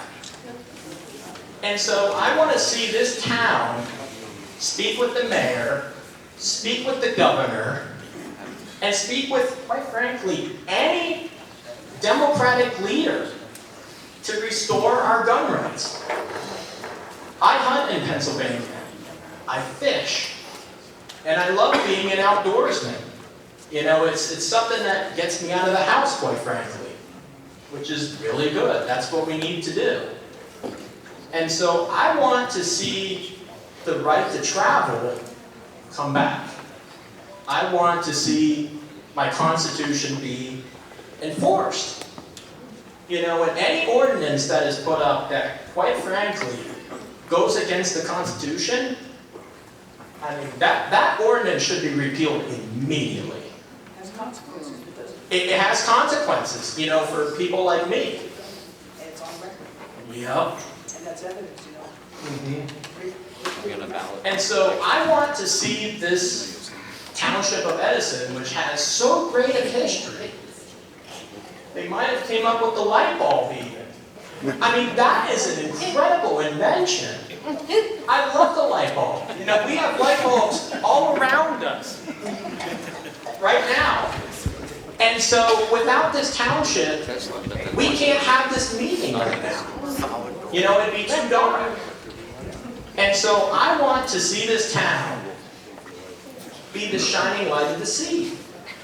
I want to see our time to speak come back to 6 minutes like it was. You know, I think it's so disgraceful that I'm almost out of time right now. You know, it's crazy. I just, we the people do not control, you know, our government anymore. It is so disgraceful. I am so mad at my government. So anybody that lives in the town of Edison, please vote straight Republican. Thank you.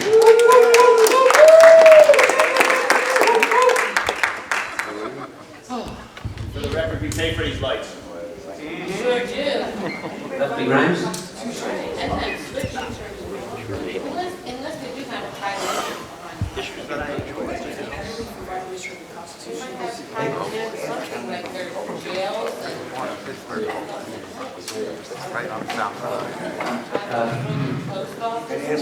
I'm Edward Lefty Grimes. I'm with sativacross.org. We're a 501c3. You're right next. 501c3 here in New Jersey, fighting for cannabis patients' rights and the rights of the disabled. Mike and Steve were recently arrested in Lavalette, and they were arrested for filming the council meeting. Lavalette spent $18,000 to prosecute them with a prosecutor from Pennsylvania, and they represented themselves pro se, and they won. Because they were in the right. They have a right to record public meetings, and the town doubled down on their ignorance. Kind of like what you guys did.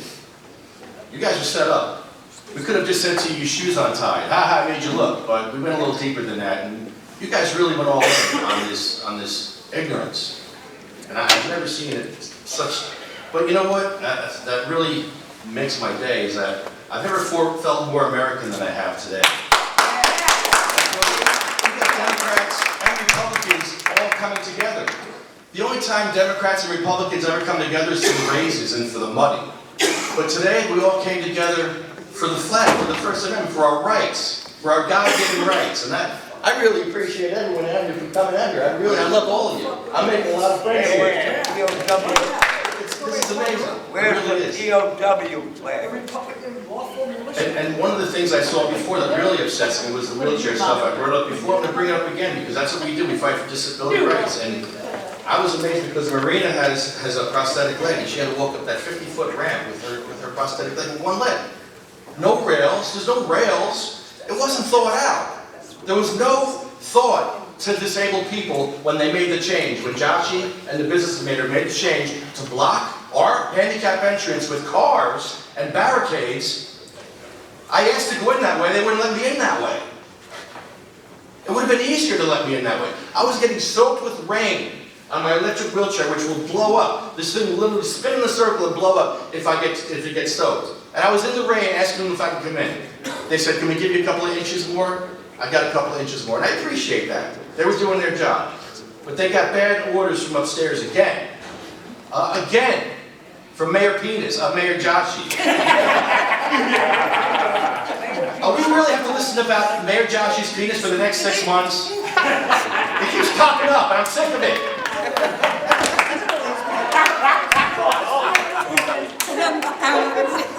Mayor Joshi's penis has brought the town of Edison to its knees.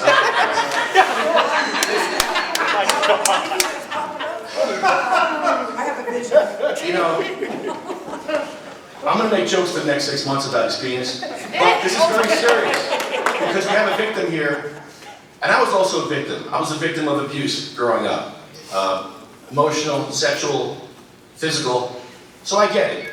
The way I fight with it, and the way I fight bullies, is I'll smack you in the head if you're a bully. I'll come right after you. You guys bully Crisco? It ain't going to happen no more, because I don't like bullies. And I will always support someone who's being bullied and victimized. He was victimized for years. We should have came much earlier. Cristo, I'm sorry we didn't come here years ago, because I didn't know. I was ignorant to a lot of stuff that was going on with you. And I'm still finding out more stuff that went on with you.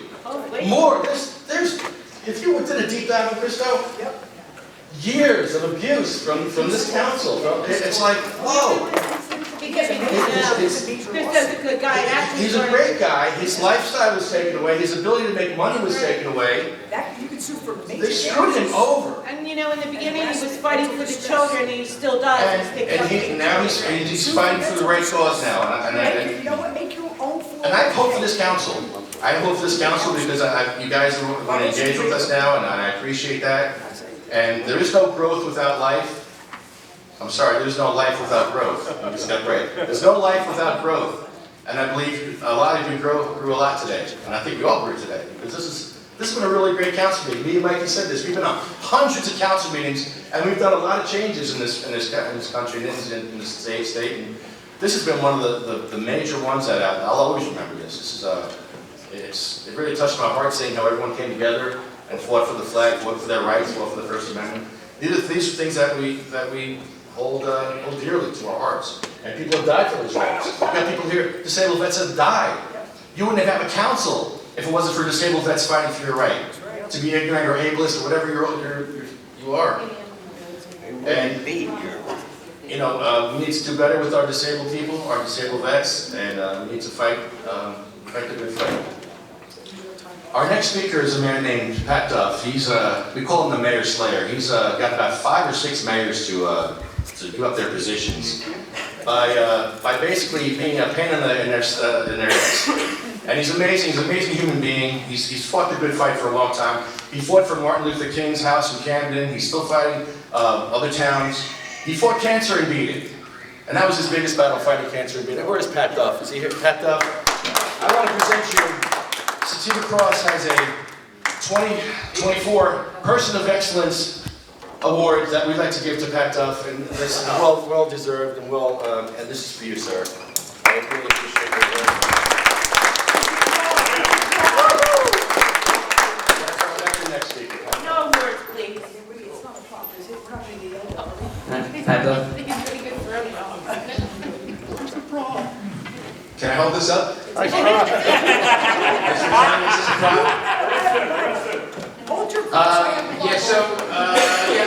wrote a book, Gravel Rouser Rising. It's actually titled The Mayor Slayer. Delran Mayor just got beat in an election. I know he cheated as hard as he could, and he still got beat. It was so beautiful.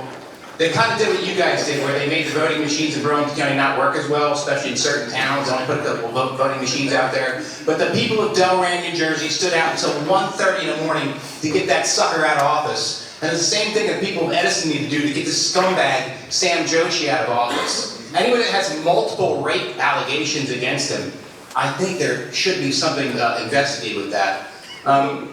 So really, the one reason why I come to towns, and I'll tell you why I do this, why I go to other towns and help people in other towns, is because bullies that live in these towns are only kings within these borders. You can't do nothing to me in my town. I have tamed my mayor. I have tamed my police in the sense that they know I'm a good citizen. To attack Christo and spend $100,000 trying to investigate him and lock him up, and you haven't even done so yet.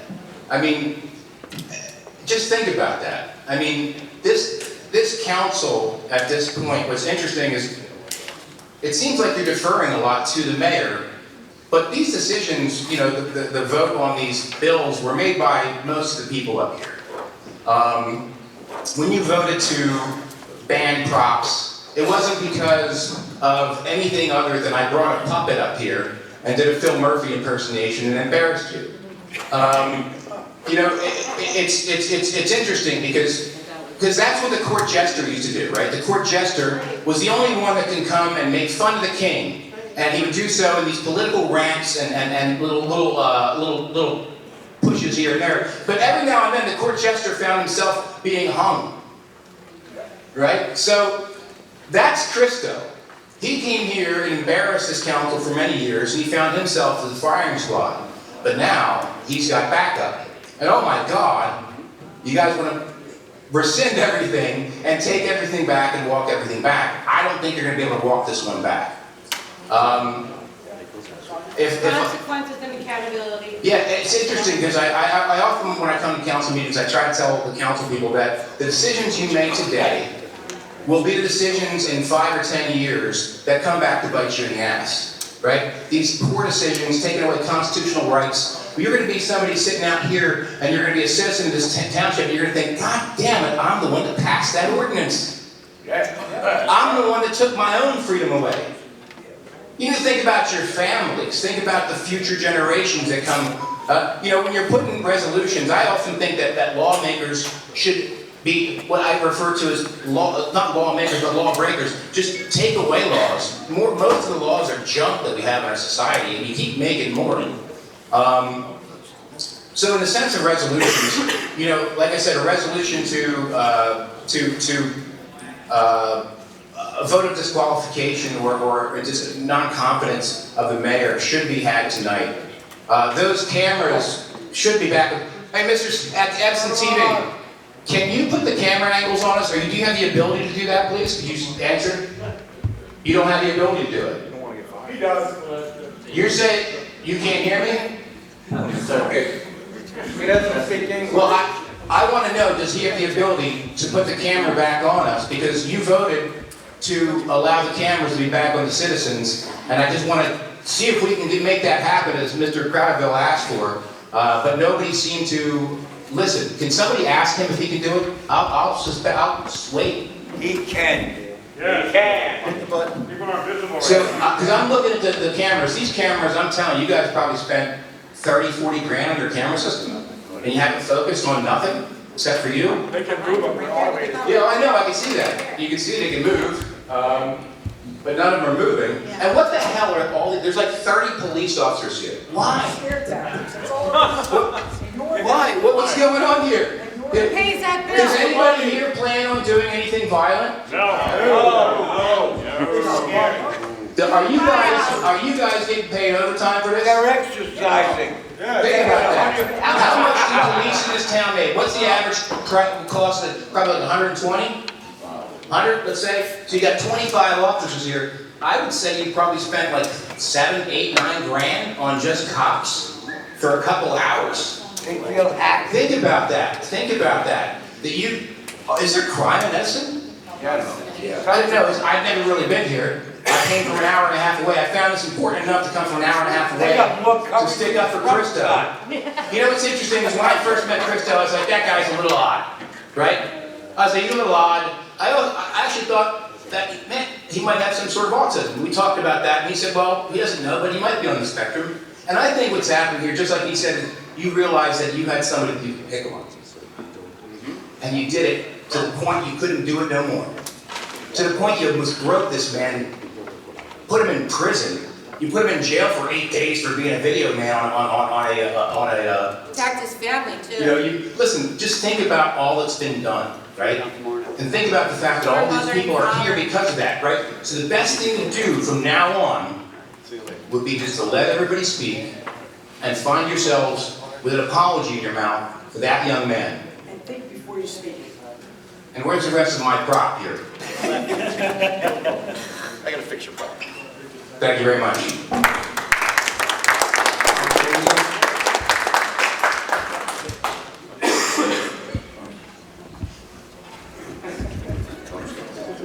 Okay, so first thing I have here is a sign that says fire burns. It's double meaning because fire does burn. So we want to fire burn is what we want to do. Now I would like for the people at home to see this, but last time I took a couple, well the podium used to be there. You removed it farther away from the dais. I don't know if that's a security risk, but the members of the public are one of the ones who have to fear about security reasons. Stepping on Edison field. So what I did last time was I walked in front here and I turned around so everybody could see me in my bomb costume. And what you did, Mr. Patel, was you told me immediately it had to be removed. Then Michael Byrd said, we can't do that, there's supposed to be a warning first. So as everybody surrounded me, as all the cops surrounded me and stuff like that, I lost time away from my time, and you tried to remove me. Tried to remove me. So I'm going to do the same thing. I'm going to take a couple steps. I'm going to show everybody at home with this brilliant camera system that's not even being utilized. I'm going to walk up here, I'm going to turn around, and I'm going to show everybody my sign.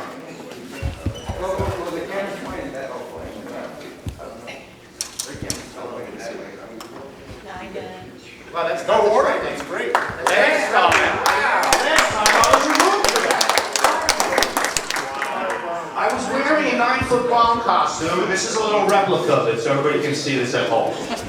I'm Bomb Holio. I've been to over 100 council meetings dressed as a bomb, fighting for candidates' patients' rights, fighting for disability rights, fighting for freedom, fighting for social justice. I came back here in April. I came here in April for the first time to show support to Christo. That's why I'm here again. To support Christo, to support freedom, to support the First Amendment. And I also want to thank the veteran over here. Now he's not in the room, and I want to thank every other veteran that's in this room. Thank you for your service. We wouldn't have these freedoms without you. Since you mentioned the thing about Lava Lad Lefty, let me piggyback off that. I went to, like I said, almost 100 council meetings probably dressed as Bomb Holio. I never had a town tell me no, except for when we went to Lava Land in 2019, and they realized that they were about to be on film and humiliated and mocked. So Mayor LaCicero, who gave the unconstitutional directive to have me arrested, I was arrested by his son, who was the sergeant, and the other son was the chief. So I was arrested by a whole family for a common law right. Taurus versus Pine Hill guarantees us a common law right to film these meetings. But they said no. So when I went back there, I got arrested illegally. I was there to talk about the lack of beach mats for the handicapped, for the disabled, to be able to go onto the beach. And I was arrested for that. I mean, you can't make this stuff up. You really can't. So, you're the only town that banned costumes. You banned Bomb Holio. Bomb Holio will be here tonight, but the problem is when it's raining, I can't get him wet. He's like the Wicked Witch. He melts in the rain. But I drive with him on top of my car, so he couldn't get wet. I couldn't risk that. That would be a health hazard for Bomb Holio. So, so when you ban Bomb Holio, it doesn't work out for you in the end. You wind up losing. It ends in lawsuits. And you guys lose. That's what happens. Money. Alright? So you will never ban creative arts. You will never ban creative expression. You will never ban Bomb Holio. And when Bomb Holio comes to meetings, he likes to sing. Yes, he does. So we're going to sing a song. Right. Yeah. Go Bomb Holio. Woo! You will never ban creative expression. You may try. But you look ignorant in the process of doing that. So let's just pull this up here. I'm probably really slow. Ban costumes. Ban performances. What is your performance as council president? It's garbage, but it's a performance.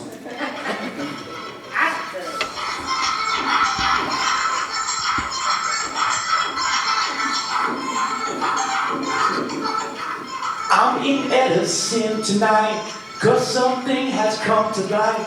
It's been brought to my attention, you guys are doing nothing that I like, except for Brescia and Harris, and I suppose Patilla, I guess. The three of you are my homies, but the rest of you are complete phonies.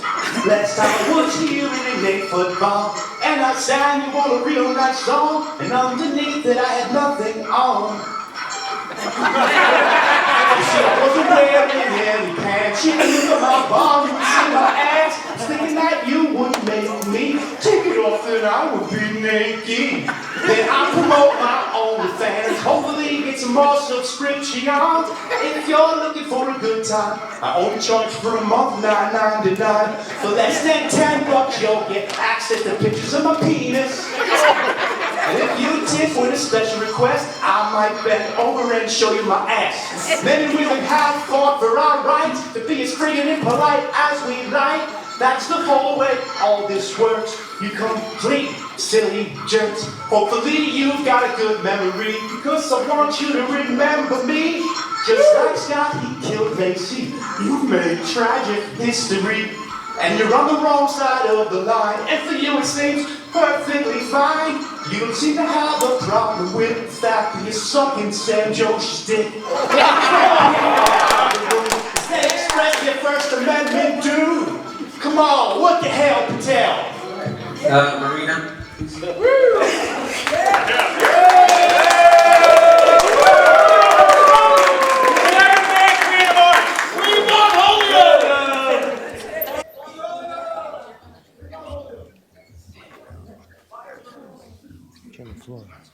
Yeah, hi, I want to talk about your lack of accessibility in Edison. Name and address, please. Yes, hi, I want to talk about your lack of accessibility coming to Edison. The ramp is horrible, it's steep. There's no railings. I'm sorry, I'm very nervous. Thank you. The accessibility is horrible for all. The elderly, the disabled. Look, I don't have a leg. Do you need a doctor's note? No, I'm asking seriously. For the veterans, not all disabilities are seen. Some are hidden. It's very steep going up that ramp. There's no railings. The lighting is horrible. If you are visually impaired, it is not good. 1% to 3% of people use a cane, so you can't say who's visually impaired and who's not. Does anybody know July 26, 1990? Is the lawyer here? He's there, there's one right there. You know what that date is, right? You being a lawyer for the town? She's not a lawyer. July 26, 1990 is when the ADA came in effect. Yep. That's when the disabled, you don't know the law. Very sad. Very sad, all of you don't know that. I suggest you guys watch a movie called Crip Camp. Yep. It's a documentary on the disabled and how we're still advocating for our rights, how we're still doing stuff, and how we're still getting screwed over by everybody. Menlo Park Mall, that's in Edison, right? Yes. One side has a ramp, the other side has steps. So you have to go back and forth. If you're in a push wheelchair and if you're having a bad day, what do? You go back and forth? Why wasn't that taken care of? July 26, 1990. That's over 30 years, right? 30 years. Yep. Why wasn't that taken care of? Did anyone answer that for me? That's a mall where disabled people should have the right. What about Zoom access? You guys have Zoom access for everyone? No. Nope, don't Zoom access. A couple of times the light flickered. That wasn't good. They could have traumatized somebody with PTSD. That could have made somebody have a seizure. That could have made somebody not have a good day by ending up in the hospital. Why did you take away Zoom access? For 19 months, I believe, it was Zoom access for all. And then you took it away. Because you don't want to hear from the disabled. You don't want to hear from the veterans. You don't want to hear from the elderly. Oh, take Zoom, take Lyft. No, That costs money. You really think someone's gonna wanna put his powered wheelchair in the back of a Zoom, vehicle? You think someone's gonna wanna help this gentleman in a wheelchair? In an Uber or Lyft? You know what they do? They pass us by. And if you have a medical dog, a service dog, or a dog for the visually impaired, what do? Oh, they cancel the ride. Are you guys gonna do anything to help the disabled, especially with Zoom? When is that gonna be brought up next? Can anyone answer me? Are you still against Zoom access for all? Yep. Anyone? Raise your hand if you're against Zoom access. We're going to be answering all the questions at the end. Yeah, whatever. Oh, God. It's so sad how you guys don't care about the disabled. Remember, we can vote. Or do you want to take that vote away from us? You want to take that right away from us from voting? You know, they were saying about the Edison Expo. That's also horrible. The parking lot is disgusting. You know, you have the Buildings Expo. There's no bathroom access. You have some people who need to have adult changing tables. And it's horrible. Why isn't that, if that's being held there, why isn't that being taken care of? Why are the bathrooms horrible? This should have been taken care of years ago. July 26, 1990. That's so long ago. How many other things in this town of Edison hasn't been brought up to code because we've been grandfathered out? July 25th, you make something, hey, you're good. July 26th, no, you have to spend some money. When was this building made? Does anyone know? 75, probably. Okay, well, yeah, that's why there's no access. That's why the elevator's out. Because, hey, you don't care about us. Look at the steep thing. That is steep. Is that discrimination? Absolutely discrimination. Because they don't care. They don't care. They don't care. Vote them out. Take them, get a pro bono lawyer, strip They wouldn't be here if we weren't here. Absolutely. You know what? I wanted to join the military, but I couldn't. I wanted to either join the Army or Coast Guard, but I couldn't because I was already an amputee. I became an amputee at 4.5. So I have seen this show go on. I'm 55 years old, and I'm so grateful that I made it to this age. God bless you. Because I had cancer multiple times. Section Chairman, I'm sorry. your time's up. Oh, thank you. I'll fall back. Now you need answers. There you go. Oh, look, marijuana. Does that offend you? Does that offend you? I like that product. Thank you. Thank you. It's a problem. I love it. Great job, Marina. Thank you. Council President, can I please address what Marina said? Do we have to wait until the end? Why we wait? Get an answer. Address it now. Ridiculous. We want it now. Put more lights up around the park. The hell with the vet. Council members, my name is Sanjay Sharma and I'm a resident of Edison and volunteer with Hindu Samsung called HSS, which is a non-profit organization under section 501(c)(3). For over a decade, HSS has been dedicated to serving the Edison community through various initiatives including yogathons, teacher appreciation days, food and clothing drives and senior yoga programs. Today I am here to share an update on Seva Diwali food drive for this year.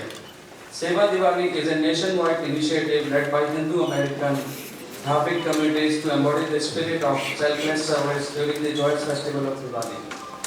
Since its inception in 2018, this initiative has distributed over 2.2 million pounds of food.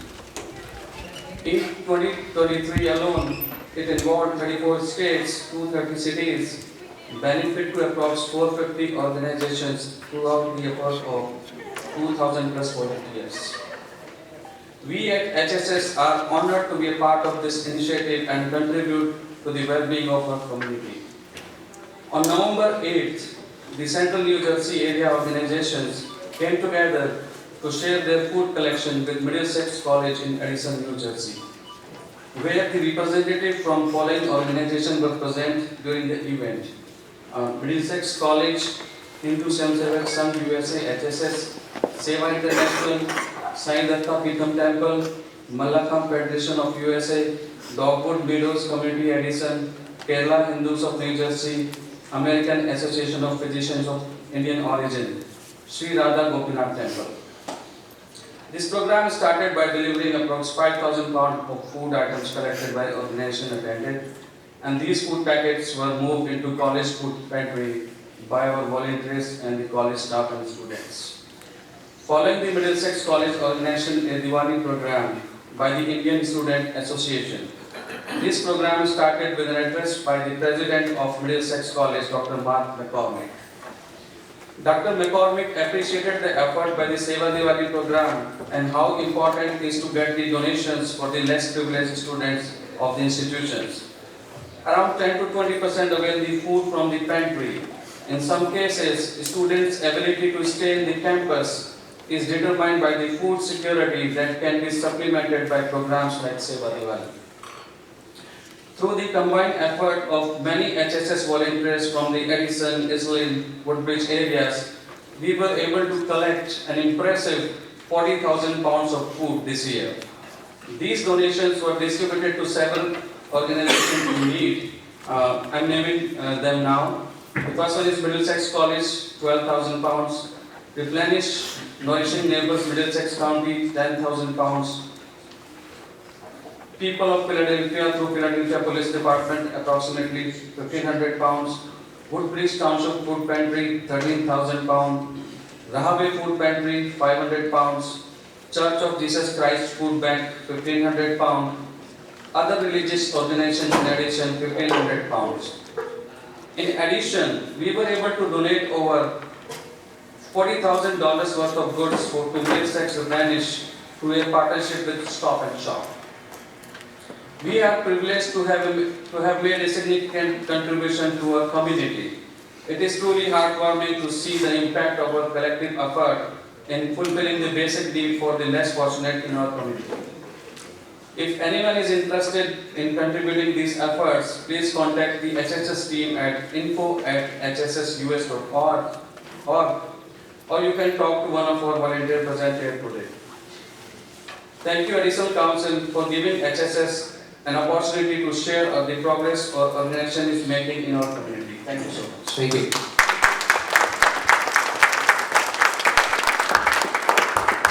Your contact information, if you don't mind. Thank you. Cameron Sutcliffe.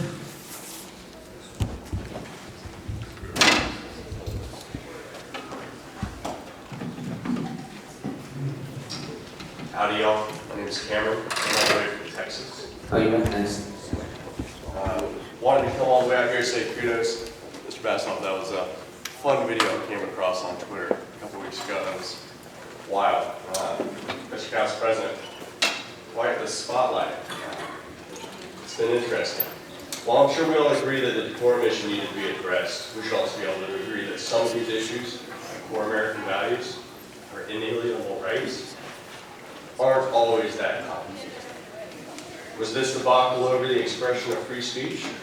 Given the visceral reaction to what I saw all the way in Texas, I think the obvious answer is clearly. Or am I wrong? Chief Bryant, Deputy Chief Udash, and other officers present, they all have a tough job. Part of that job includes taking an oath to defend our rights while enforcing the law. Now I'm grateful for the good and honorable officers. You make the job of fellow law enforcement officers across the country easier, you ensure their safety, and you bridge the divide that's growing between the law enforcement officers in this country and the public they serve. That being said, for any eager jackboots or those who are too cowardly or ignorant to step up and defend the rights of the people you serve, because it's too difficult, find another job. You disgrace the badge, and you make the job of other officers in this country, like those in my family, more dangerous. So in an effort to further recognize the flawed actions taken this last few weeks and prevent the future abuse of the rights of my fellow Americans, I request that the Council to prepare a plan for the next meeting to explain how you intend to hold accountable the officers that follow your subjective and clearly unconstitutional commands. How will you prevent further abuse and ensure accountability moving forward? For the Edison officers, I encourage you to remember your oath. The guy earlier brought up the Second Amendment. I'm a big gun nut. We texted for a while. I asked a few of you earlier, what would you do if you noticed me walking around with a gun on my hip? Would you do what some of these guys would ask you to do, would hope you to do, and enforce nonsense? Or would you keep this place miserably disarmed? Or would you actually take your oath seriously? They have no power for any unconstitutional effort if the enforcement arm has a spine. We want to root for all of you. Because if we are, that means you're allowing us to live freely and you're not our problem. The alternative is not ideal.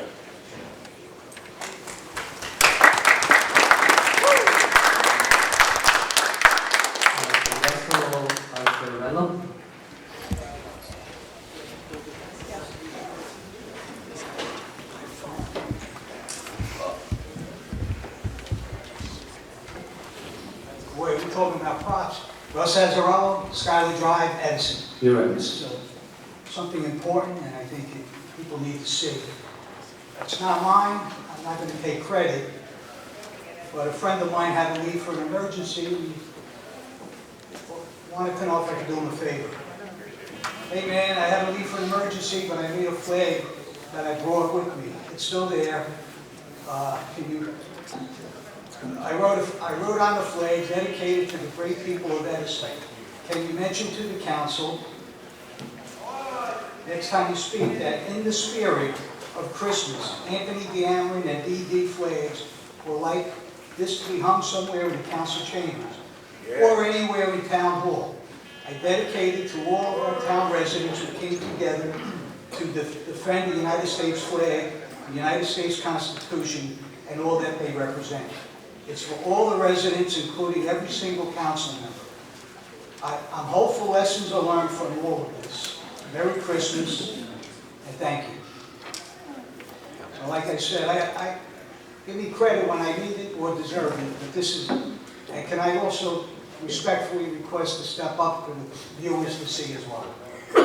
Thank you. It's dedicated to the great people of Edison. Let there be light.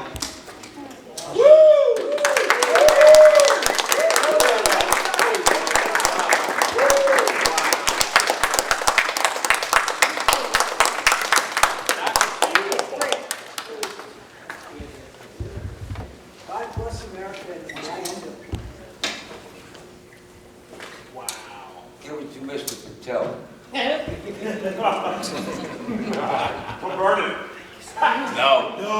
Whoa. I still have a few things to say, so I got 4 minutes. Keep going, Russ. That's great. You can keep going. Keep following the track.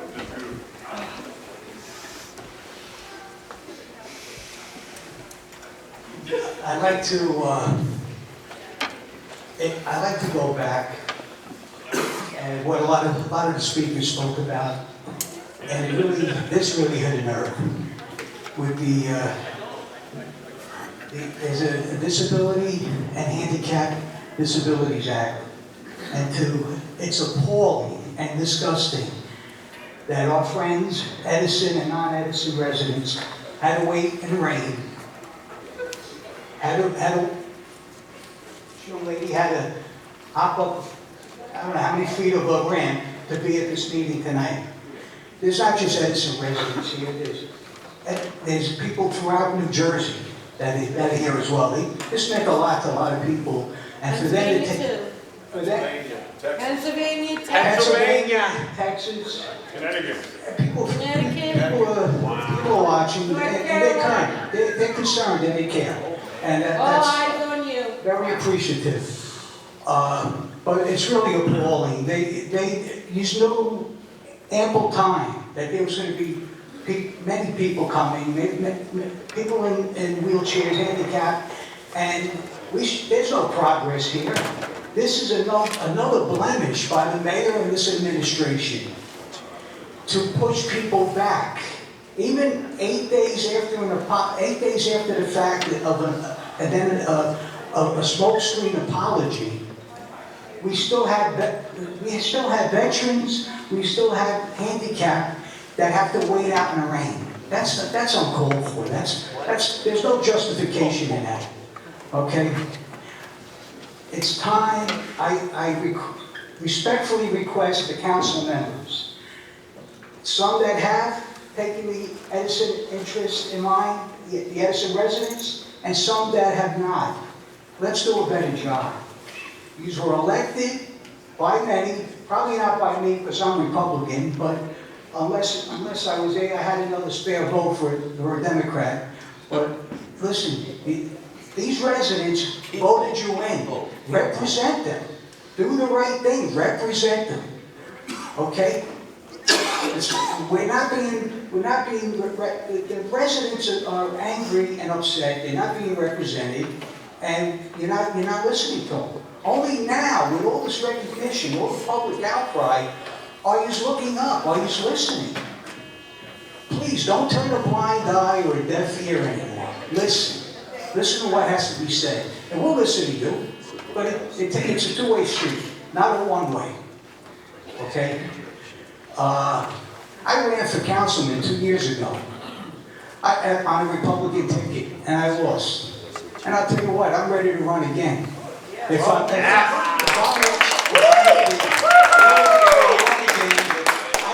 don't think I can do a worse job. I think I could do just as equal, if not better. It's time. You have to be concerned about the position you're in. You answer to the mayor. Who does the mayor answer to? Who's pulling his strings? He can't be this naive, arrogant, or ignorant. This town belongs to all of us. And we have family and friends outside of Edison that are watching, that care. Stop rubber stamping. We owe a big apology to Christo, a big apology to Joyce Freeman, Ms. Wolke, and Joe Passoff. Your time's up. Thank you. Thank you. Good job, Ross. The elevators are working Friday. Okay. Wow. So you're off the list. Who would like to speak? They're working and people Give it can to see what Mr. they use Patel. them. Are you kidding me? The elevators are working? They said that the cops said they're not working. Just so that we don't delay. Yeah, before we start, can I get a motion to extend the time to 11? Motion to extend? This motion by Council Vice President, second by Council Patel. All in favor? The meeting is extended. The elevator works, guys. So you Name know. and address, please. Hi, I'm Susan The Delphi. elevator's not working. It's not barricaded anymore. It's not barricaded? I wasn't Why would they planning, barricade it?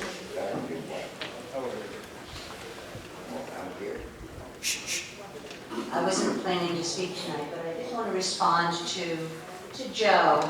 I am a member of the Veterans Memorial Committee. And I am not a veteran, although my father, my father-in-law, my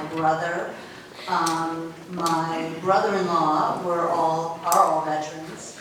And my son is currently a U.S. Marine. So I feel as though I've definitely supported and honored the veterans. And I know that Joe is incredibly disappointed in what he feels is a real lack of honor. And at the next meeting, we plan to show a proposal for some changes and additions to the Veterans Memorial. And for those who are here who are self-titled crusaders of democracy, I invite you to come to the next meeting and support our veterans the way you have supported all of the constitutional issues that have happened in Edison. Because I think our veterans deserve to be recognized and honored. So I hope to see as many people here at the next meeting with your appreciation and your support of the veterans memorials that we have in Edison to make sure that we get the funding that we need to go forward with this proposal. And I don't need 6 minutes. I'm going to yield the other 4 minutes to other people to speak. Joe, I wanted you to know that we hear you and we appreciate you, and we plan to honor you, and I'd like you to be at the next meeting. And bring some of your veteran friends. Thank you. You're very welcome.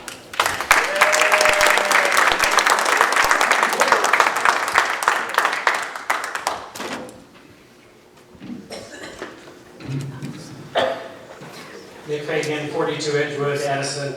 You're recognized. Thank you, Council President.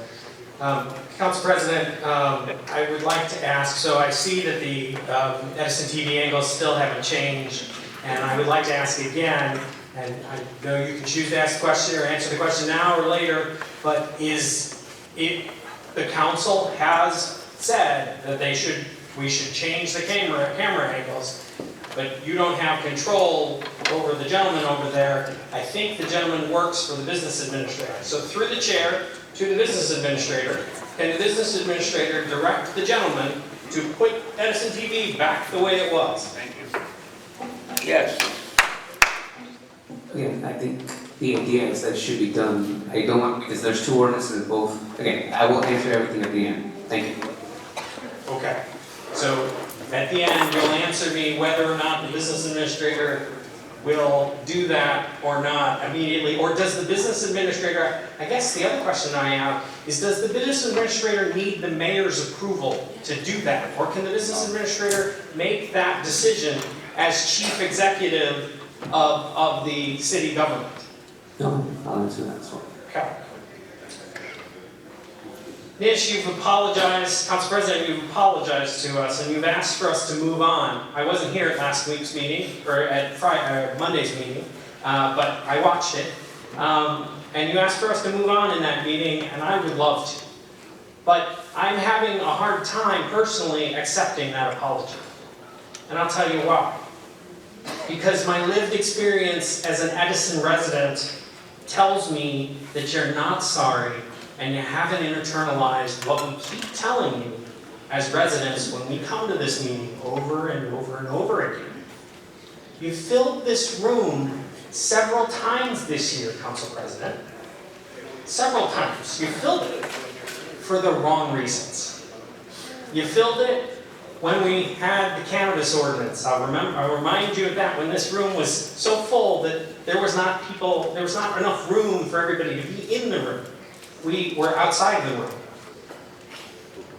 And I don't think, when I watched the comments, I don't think I heard one resident out of all the, I don't know, hundreds, dozens, at least dozens, if not hundreds, of people that agreed with what you brought on the agenda.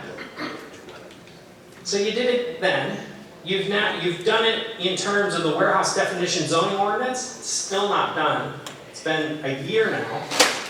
It's still not even been presented. It's not on the agenda. The public advocate ordinance, you control the agenda, Council President. You've stifled that progress. You've stifled getting that public advocate ordinance on the agenda and prevented it from getting on the agenda and preventing us from moving on. And then today, and still, so this is why I still don't think you've gotten it. You haven't gotten a lesson. You still haven't rescinded the 6 minutes to 4 minutes ordinance. That's a separate ordinance, and that still stands. We're going to go from 6 minutes to 4 minutes here very soon, because you didn't make a motion to rescind that. Okay? And the residents have been very clear that they want their 6 minutes. And they ought to have their 6 minutes, but you've kind of glazed over that, and we've done the flag thing, which is fine, great, but you need to undo the 6 minute, or the 4 minute thing too. The other thing, the camera angles, so we're living it right now. You still can't change the camera angles. You're not answering questions when we ask.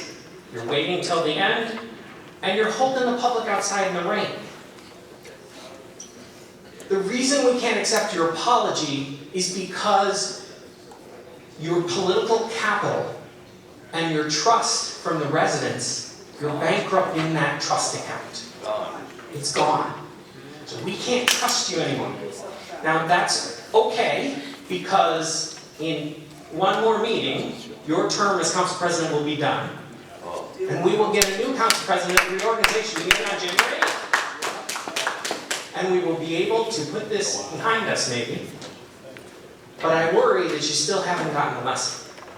So I ask and I beg of you as an Edison resident again, be more respectful and maybe, so I got another minute. Maybe you can tell me in the meeting, you can also tell me, who kept everybody out in the rain when we started? Was that also at Township administration? Was that directed to happen from the public safety director, who's the mayor? Or was that the chief, who sits over there? So through the chair to the chief. Did the chief give the order? Did he get the order from the mayor? You won't answer me now. You'll answer me later, maybe. Probably not. Maybe. But I'm asking you to have more respect for the public.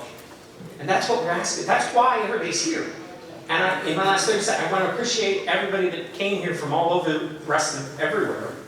Thanks for coming to help us convince council that they need to give the residents and the people a little more credence and a little more trust and a little more respect. That's all we're asking for. I feel like a reading the thing.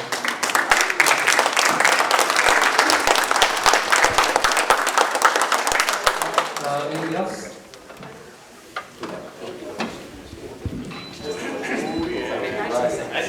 Joel Bassoff, Edison. I hope you find these remarks helpful.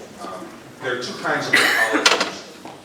One is where the apologizer demonstrates that he engaged in some deep introspection, that he sincerely understands that what he did was wrong, and that he's undergone an authentic transformation so that it would be impossible to make the same mistake again. And there's another kind of apology, and that's where the apologizer is just sorry that he got in trouble, that he regrets that people were offended, and he just wants everyone to move on. Those kinds of apologies are often written by crisis management consultants and are read from a script. Monday's apology, I'm sad to say, sounds like that second kind of apology. So residents who attend or watch council meetings know that it was not your intention to ban the flag or the Constitution. The problem is your intention was worse than that. Your intention was to stomp on what the flag represents and what the Constitution protects. The public's right to criticize the government, in this case the mayor, and our right to criticize the council's majority. That's why you voted to slash our speaking time. That's why you let the mayor tell Edison TV to stop showing the public. And that's why you tried to stop critics who show up with masks, costumes, and puppets. The flag and the Constitution ended up becoming collateral damage in your misguided effort to protect your master. The problem with you and your council majority is that you haven't been acting like representatives and servants of the people who elected you. Instead, you've been puppets of a mayor who sees himself as a servant to the Middlesex County political machine. You and your majority opened yourselves up to ridicule because you tried to curtail and interfere with legitimate and constitutionally protected criticism of the mayor. If you were working for the people rather than for the mayor, there's no way that you would have approved ordinances that dozens of residents showed up to oppose and that no members of the public supported.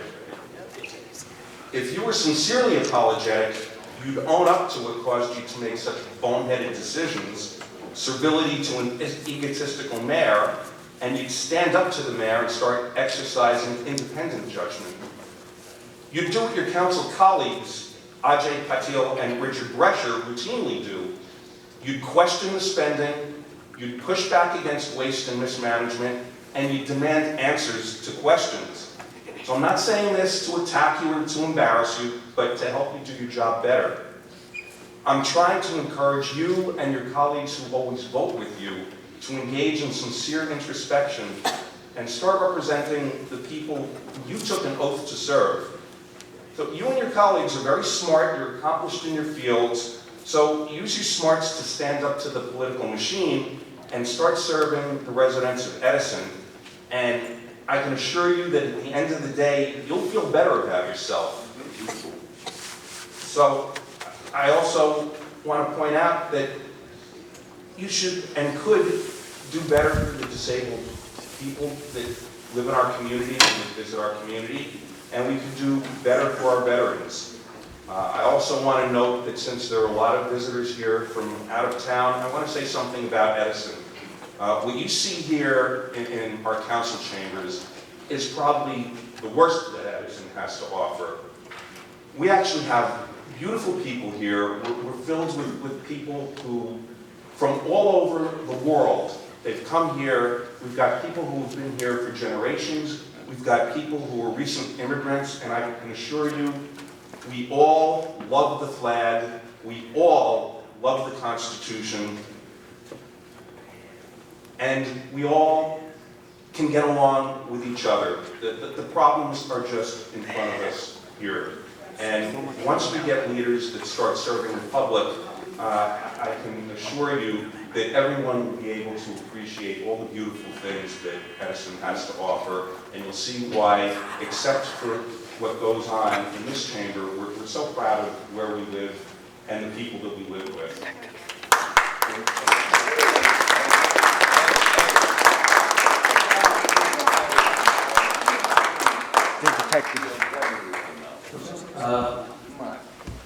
Say it, you got a minute. Hi again, I'm Heather Christine, I'm from Bethlehem, Pennsylvania. I'm with Early Vote Action. We are a group that is ran by Scott Pressler. He turned Pennsylvania red for Donald Trump, for a senator and two Congress seats. And we are remobilizing, and we are coming for New Jersey to hopefully turn it red.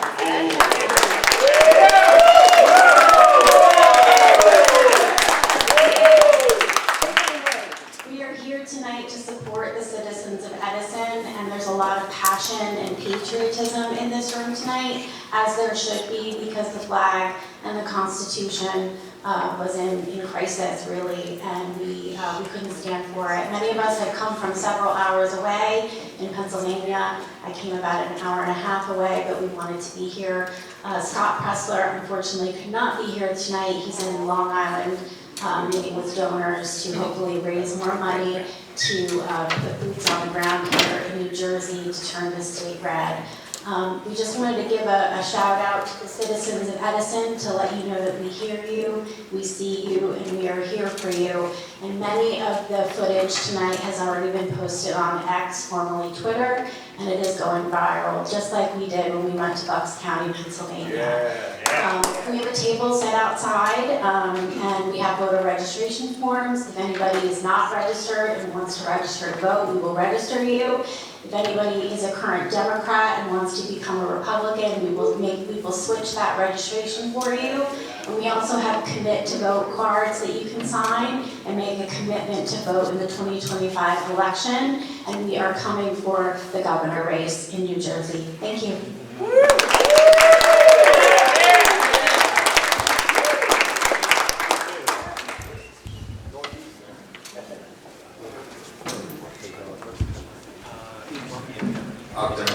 Edison.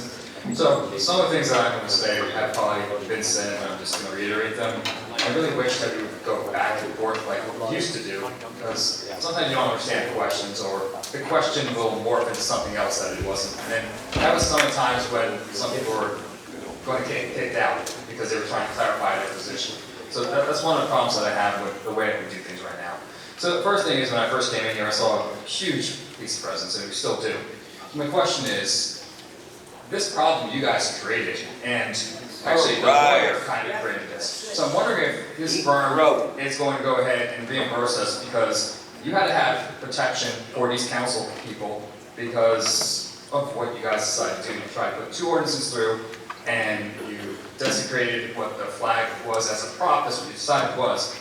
And when I was listening to that at home, I was like, are we really saying that the flag is a prop? It was, yeah, it's ridiculous what you did.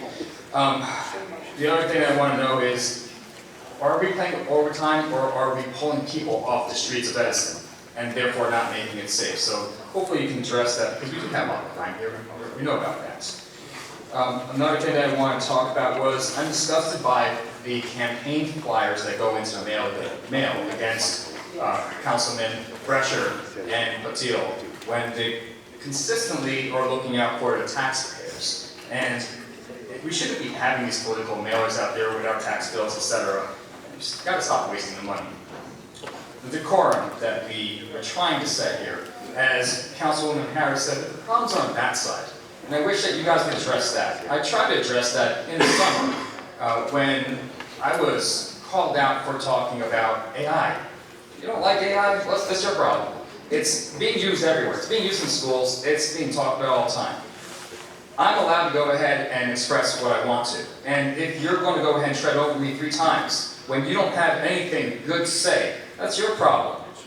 And as a council president, I asked you to go ahead and respectfully talk to your side over there, but you didn't really want to do that. You'd rather, when you came back from recess, you came back and you kind of were condescending to me, honestly.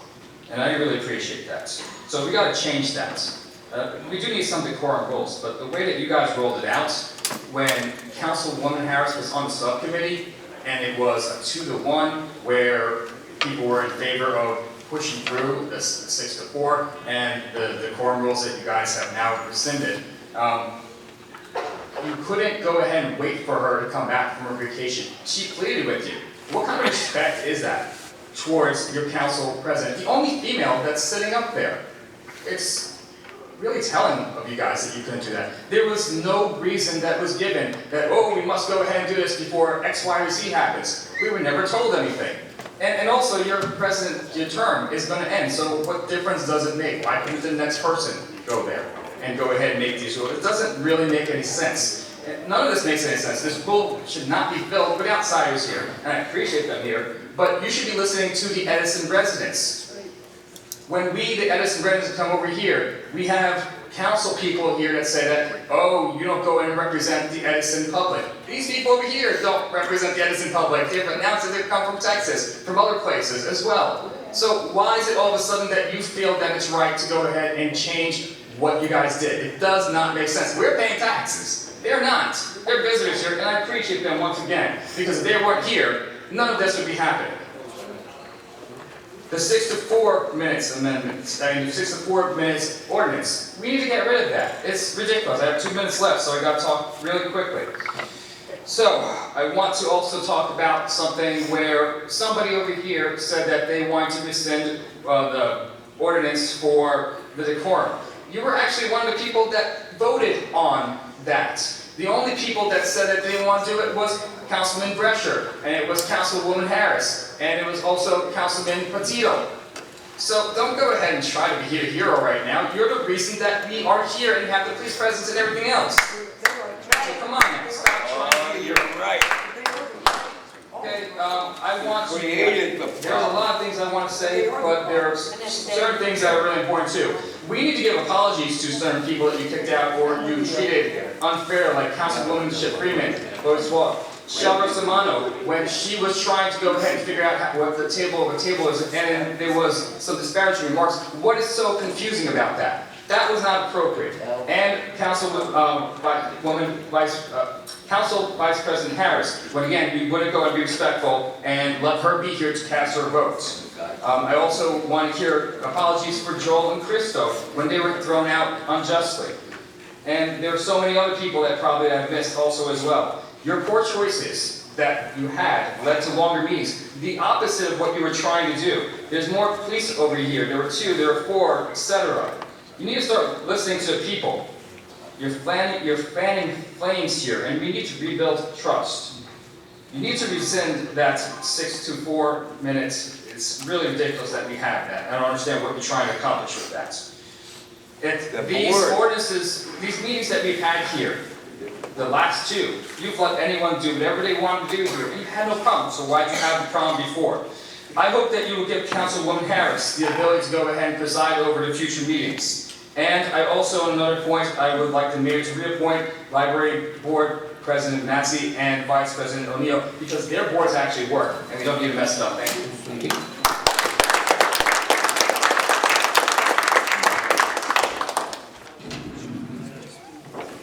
My name is Charlene Angelostro from Pennsylvania. I'm going to speak on behalf of Christo, and you all should be ashamed of yourselves. Christo is the digital creator and activist behind the New Jersey Watcher YouTube. He is the reason we're all here today.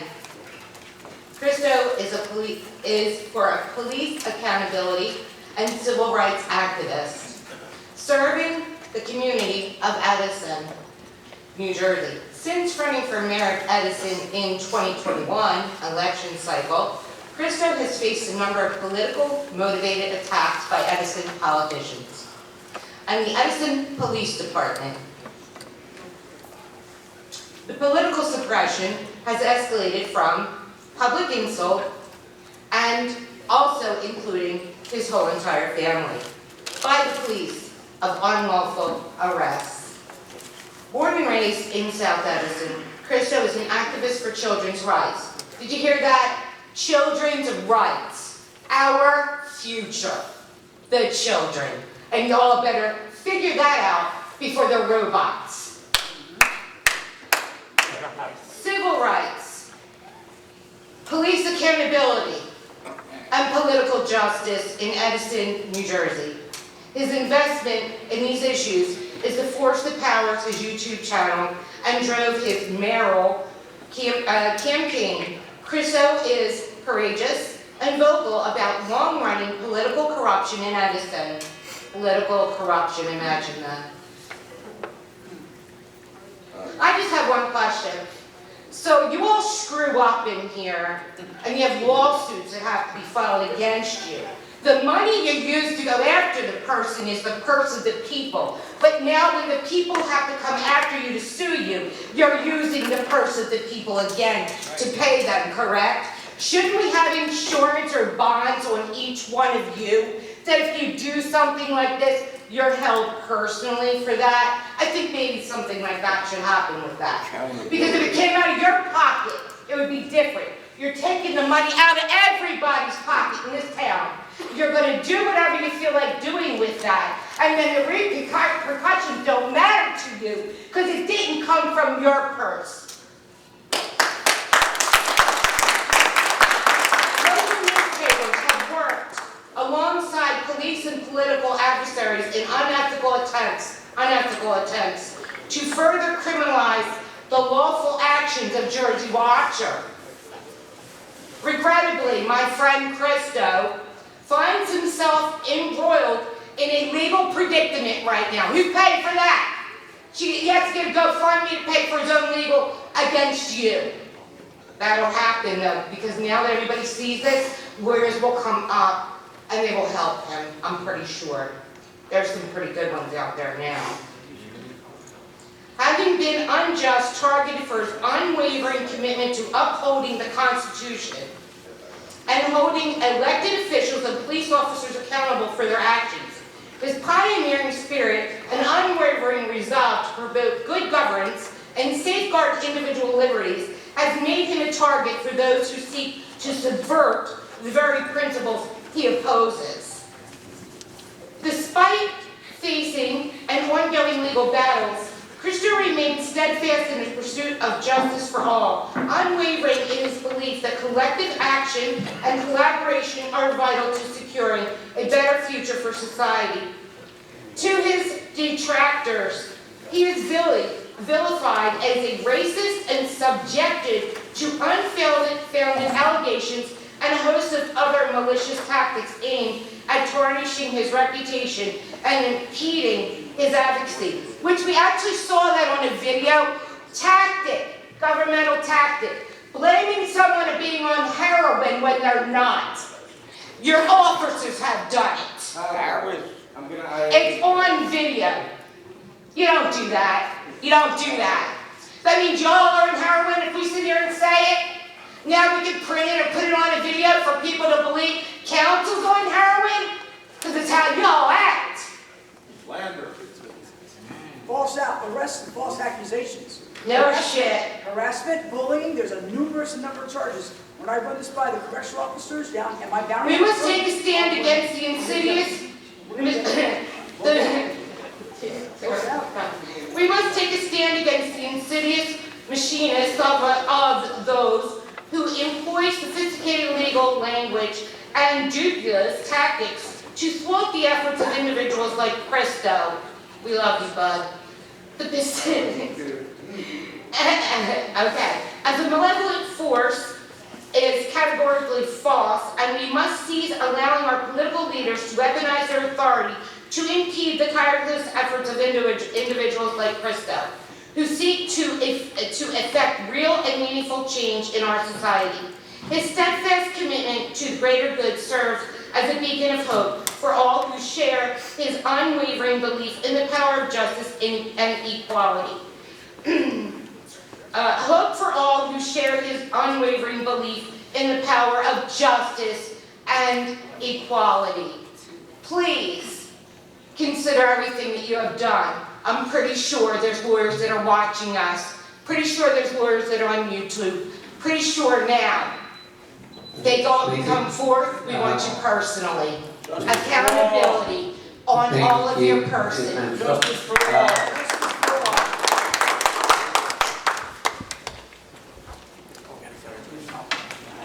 Whoa. Where's my girl? Give him the hell, girl. Joyce Freeman, Edison, New Jersey. And I'm going to start off with the veterans because I started off fun for the veterans. Got it. And because I believe that you deserve the Veteran Memorial Park and better access to the different flags and everything that did represent the... Even flags in here. Yes, everything. I'm very, very happy about veterans because I know it's because of veterans, you know, that I'm able to stand here. I've had a hold the flag before for my dad. Now, another thing I wanted to say is to everybody in this room. I don't want these politics like a football game. I'm tired of this red team, blue team, red team, blue team. We should be those people. We should all come together. Because whether you know it or not, a lot of New Jersey is purple, whether you know it or not, because there's good things on both sides. All right? And a lot of people in here, if you do have contact with the people down in Washington, D.C., please ask them to give people a living wage. Therefore, we wouldn't have to, like the great people here that discuss their charity and how they collected 40,000 pounds of food to give to people. They shouldn't have to be begging that. They should be working 60 hours a week and receiving so little, while the politicians, their pockets full. Okay? So stop with the red team and the blue team because we're both getting shut down. Okay? And I was talking about our free speech, like Octa said. A clarification will get you thrown out of the meeting, which is ridiculous.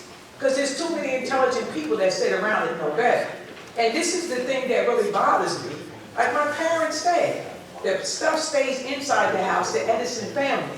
But no, we want to start all this stuff with the Edison family of problems we could have taken care of. We could have taken care of it in-house. People stood here, person after person, from this actual town, and begged you, time and time again, please don't take my speech. Please don't be condescending when I ask you.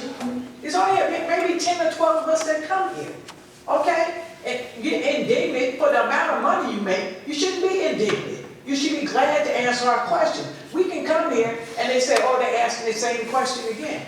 Because you ask the same question 6 times and everybody acts like, they don't listen. Why are you asking me a question? I'm only here to do whatever, whatever the mayor tells me to do, that's what I do. All right? I know for a fact, Councilman Patil and Councilman Brunswick will ask questions. Nobody else cares? I'm a senior. So when these taxes come back to bite us later on, oh, you can get this bond for $200 million, you can get something else, but guess what? They're going to come back to bite me. They're going to bite me next year. Okay, so I would like you to have a little concern about it. And another thing that really bothers me is that when we do these change orders, everybody knows that the buildings have, everybody knows that the buildings are contaminated. Okay, they all have asbestos in it. So when you putting your bid in, why is that not included? Unless you're from Mars, these buildings are all filled with asbestos unless you're from Mars. And I'm just like really disappointed that we had to have people come from all over. I mean, I love you guys, or I love all you guys and everything, but you have to all come here to discuss the flag of America. Now, whether you're on the red team, the blue team, because I want to get rid of that, I want us all to be working together. That shouldn't be the only reason that we're screaming. We should be worried about other citizens. We should worry about other things also. Don't just come for the flag. If you see other things that you deem to be unjust all over New Jersey, you should speak. Everybody shouldn't just come out because somebody got thrown out for the flag or the Constitution. Because I believe in the flag and I believe in the Constitution, and I fought for civil rights. And I fought for women's rights, I fought the whole time, all right? And so I believe in most of the people, especially from this town, sincere. They're sincere in asking their questions. They're sincere in trying to get a good answer. And I expect more out of this council. I just do. You know what I mean? Because they are that individual, and I expect more out of them at all. Thank you.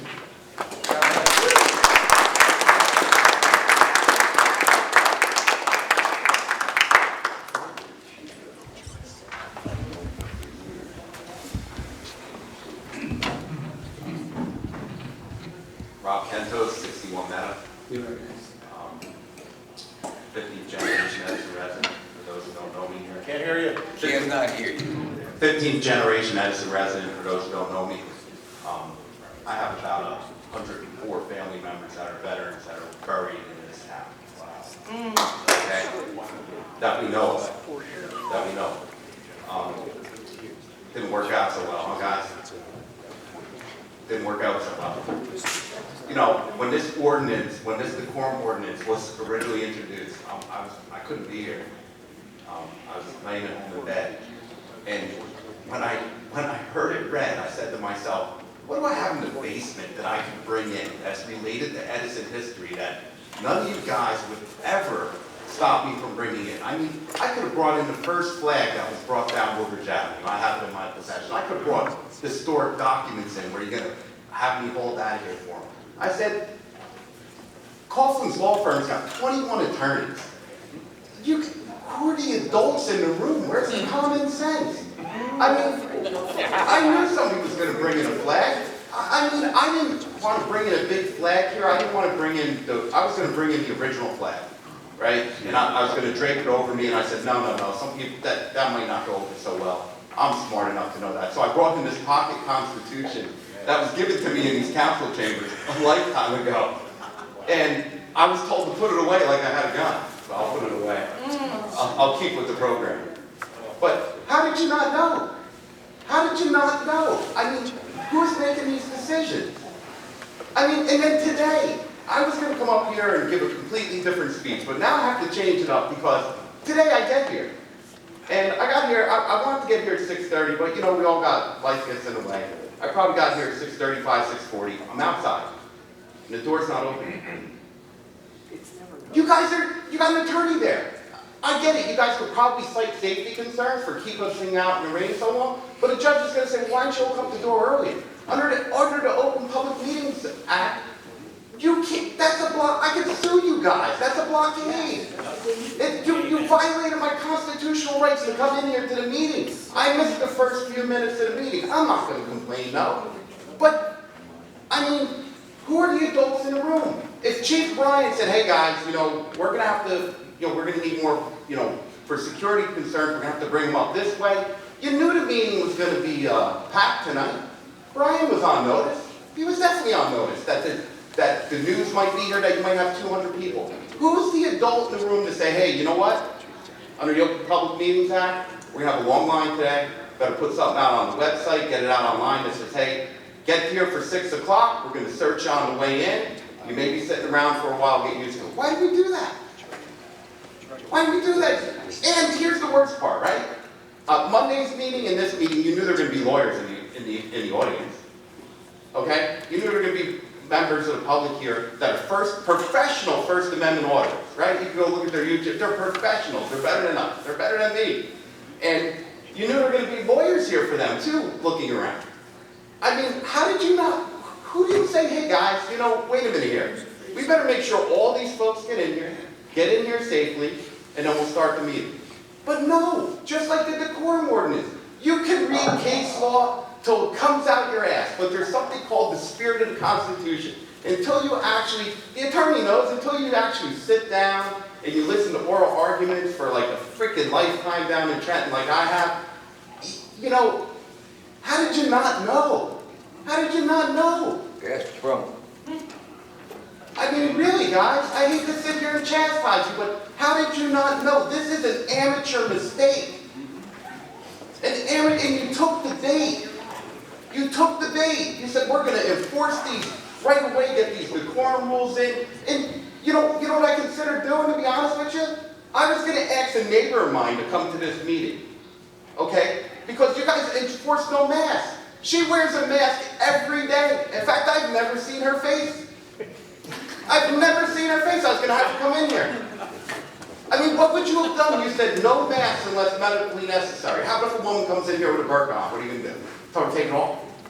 You took the bait, Nish. You wanted to stop Christo and stop all these people. And for, I don't know how many years I've met all you in person. How many years have I said, why can't you just sit there and let the guy curse you out for 6 minutes? If that's what he wants to do, and say thank you. Thank you very much. Thank you for calling me whatever name he called you. It makes no friggin' sense. Look how much money this is costing. Look how much time this is costing. All these folks are coming out here from all over the world. Why? Didn't have to happen. What was wrong with the rules before? Somebody doesn't like what's being said at the meeting. Not listening. That's what it is. Somebody doesn't like what's being said at the meeting. And now, it's completely backfired, right? I don't know if those freaking rape allegations are legit or not, or whatever the case happened with them. I have no freaking clue, right? But now, you were trying to stop that from being said. Now they're reading them here every freaking meeting. Every meeting I have to hear about them now. I have to fast forward through. See what you did?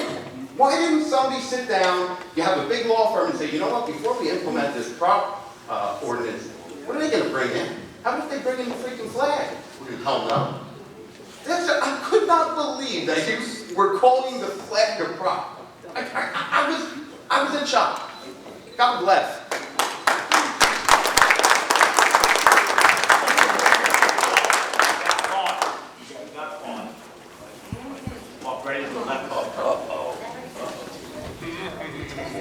My name is Peter Plaza. I'm a retired sheriff's officer. My specialty is narcotics. Gentlemen, I ran for politics, and I think all of you missing the boat. Government, people, people, private people. You know who wrote that? Anybody? Gettysburg Address. I asked that question from 1,800 lawyers. 2 new answers. You forgot who elected you. How many of you walk the streets, take time, and go see somebody? The other thing I'm embarrassed about is the mayor. If those allegations are true, I feel sorry, embarrassed. My fellow officers and sisters here, they gotta work under a guy like that. He should be suspended till he's proven innocent or guilty. And I don't know how you can sit there and listen and take that. I'd be embarrassed to sit there. They don't care. But yeah, you elect the right people. You should take time. I do every day. I come close to winning elections. He knows. Okay? Because I care about people. I'm not running to get a job. I run to do a job. I don't need the money. It'll be donated. And a lot of you make a lot of money. Listen, I know every one of you how much you make. Okay? I think you need to sit back, get together, and do something with the mayor. That's an embarrassment for the state of New Jersey. And for Edison. I used to live in Edison. Years ago. So I worked plain clothes in what I was doing. I moved out of town. But you need to get your act together. I mean, I feel bad for the veterans. You know, the flag, that bothers me. Yes, I'm born Venezuelan. My father worked for the government. That's why I ended up being born here. Okay? I know all about communism. I can teach you a lesson. But you need to put a rail out there. And that young lady shouldn't have to walk up that ramp. I've seen a lot of people do that. Again, I ask you to do something about the mayor. I hate to see my fellow officers work with that scumbag. If it's true. Okay? And if I'm elected sheriff, I'm planning to run for sheriff, I'm going to tell you something. If that lady comes file a complaint, I will lock his ass up.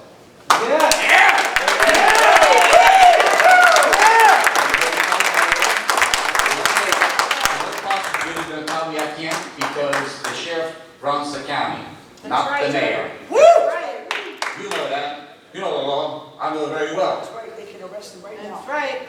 Okay? The chief can lock his butt up now. But you people, get your act together.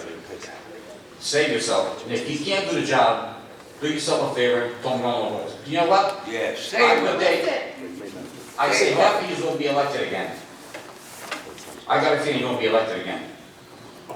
I walked the streets in Edison, all those I heard, Amazon, transportation, nobody's doing it. What was Rio's doing? Nothing. Trailers. Overpaid freeholder. Okay? Did any of you talk to the people about the problem? Hell no. I did. And that's what they told me. They don't give a damn. Somebody's pockets are being filled. I told you they don't give a shit. Okay? So, I ask you, get your act together, do something with the mayor, help the veterans out. But yeah, Menlo Park has to be sure. I go to Menlo Park, I'm a veteran, okay? And I go to Lions Hospital, and I go to East Orange Hospital, once a month. But, you need to take care of the veterans. Menlo Park has to be taken care of over there. Really does. And I thank you. Take care. God bless everybody.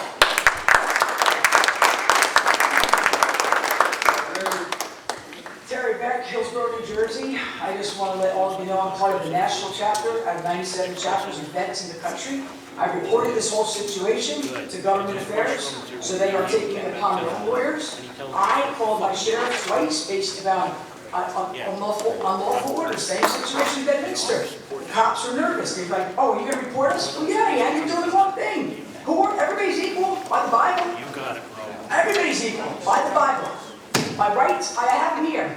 This is what the Founding Fathers had. This is what you don't touch. This is what you don't edit, modify, or even talk about changing.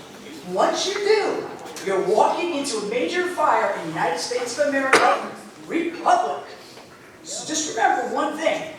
Now that you've shaken up the box, you've all been in the spotlight now, I'm sure, with lawyers from Rolling Thunder, the bikers, and I deal with Trump. So he already has the letter and he already has the documentation, thank God, because great patriots that I know from the recall against Murphy, who should have been in jail for Title 18, Sections 1324 and 1325, unlawfully, illegally, harboring and abetting free riders, illegals, immigrants, foreigners coming to our country and living off the taxpayer dollar. So politicians in general need to be all investigated heavily. You know why? Because we need to see what resume you really have if you really fit for the job. Furthermore, on top of that, you must all go to a constitutional law class and take an oath that your oath states, if I violate it in any unconstitutional way, I will be put away for life and do community service when I'm out. Done. End story.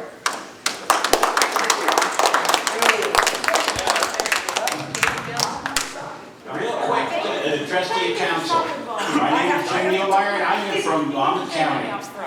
And I want to say one thing. Please tell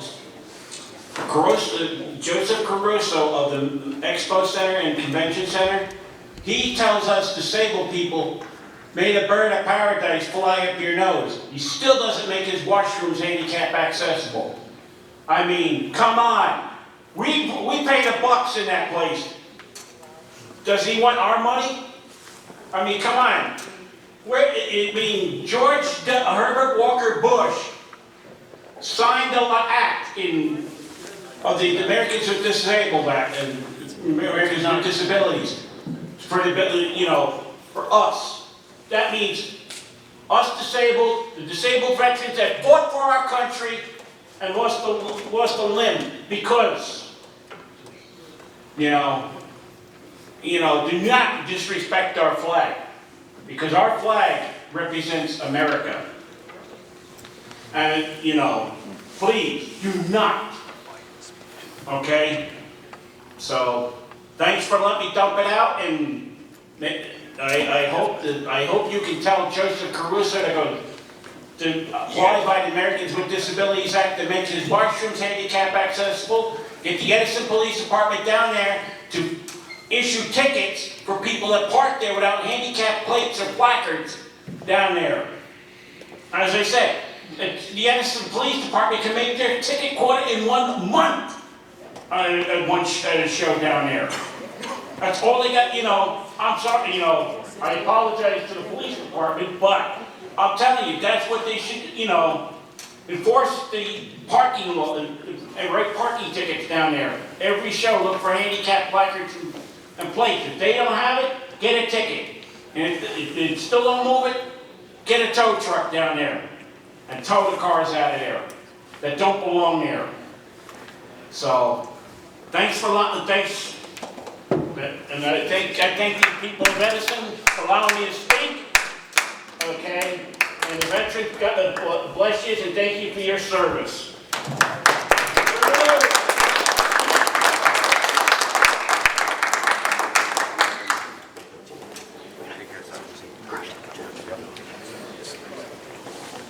Zimmerman, Edison. For the guy with the handicap wheelchairs in Raritan Center, what they do in there, I have vending machines in there. They used to take down the petitions in the bathrooms. And he's right. They do not have handicap bathrooms there. 2, RU, the university. I was working there for a while, doing handicap bathrooms on the 3rd floor. Guess what? No elevators. No elevators. And so they say they still got no elevators. Well, we had a handicap bathroom on the 3rd floor. Getting back to other things. Does anybody know what these are? Nobody knows? Dog tag. Anybody knows? These are my father's. World War II. He fought the Germans. He killed his own friends. I've been waiting for paperwork for 3 weeks from upstairs to have a street signing for my dad. I'm still waiting. Am I waiting because I'm a whistleblower? Tell them what they use them for. Identification. I've been waiting for paperwork for a street sign for my dad. 3 weeks. Can anybody answer me that? Done yet?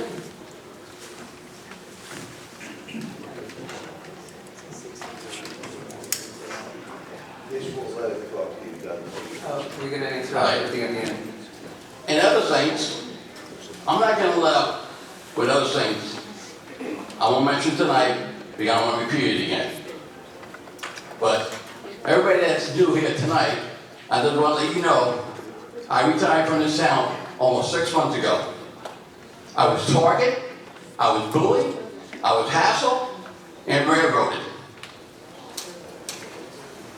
And barged from my area. Because of one person on this council. Thank you.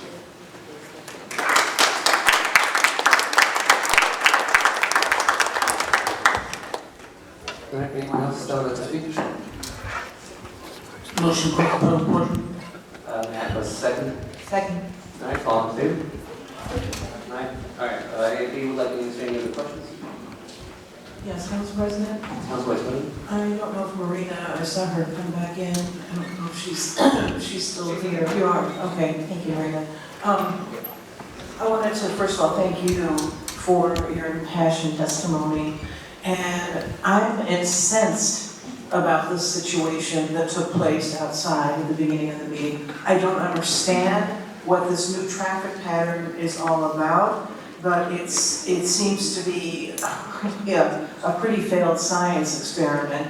And to have people, just forget about even disabled people, but just the people who are not impaired, who are standing out in the rain waiting to come in here, and then you talk about the people with disabilities, and you're talking about ramps that seem to be substandard and dangerous. This is an outrage. This is something that we should and we could do better than this. And so through Council President to Sonia, is there something we can do to bolster and get our handicap access more compliant? Council Vice President, it is accessible, it's ADA accessible, the ramp at that location. It was chosen for that specific location because of the accessibility. Would you be willing to spend a day in a wheelchair? Seriously? Council Vice President talk. Yeah, excuse me. Can you explain why the access was not the normal access through the basic lobby door? I don't understand this either. Can someone explain through again the council president why the traffic pattern was different for these last two meetings?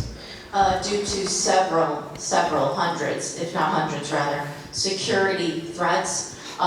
There was an operations here through the police department which required alterations. The door was open 15 minutes prior to the meeting on both days without incident. Obviously council members have accessibility to the building at all times.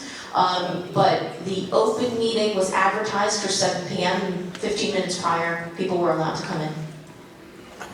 No elevator. I also, a point was made, I think Marie made this too, about we do have a problem with the lights that flicker on and off. This has been an ongoing problem, and I wonder if someone from engineering or public works can look into this, because that does happen very often. Sure. Thank you. There was something else, and The ramp? I can't. There's no, And you're out of order. Yeah. There's no railings. So, I think, if I'm not mistaken, I think the business administrator did address the ramps. So the ramps are here on this side, correct? Railings. We're talking about the railings? No railings. The ramp is ADA compliant. No, it's not. I did the council, the elevator was broken. Spend a day in a wheelchair. Yeah, exactly. Spend a day in a wheelchair. But I would like us to do better by the public, and especially, 4 years. especially those disabled people, and get People with mental disabilities. Thank you. That's why. Councilman Warner? Right here. When can we expect something to be done with that?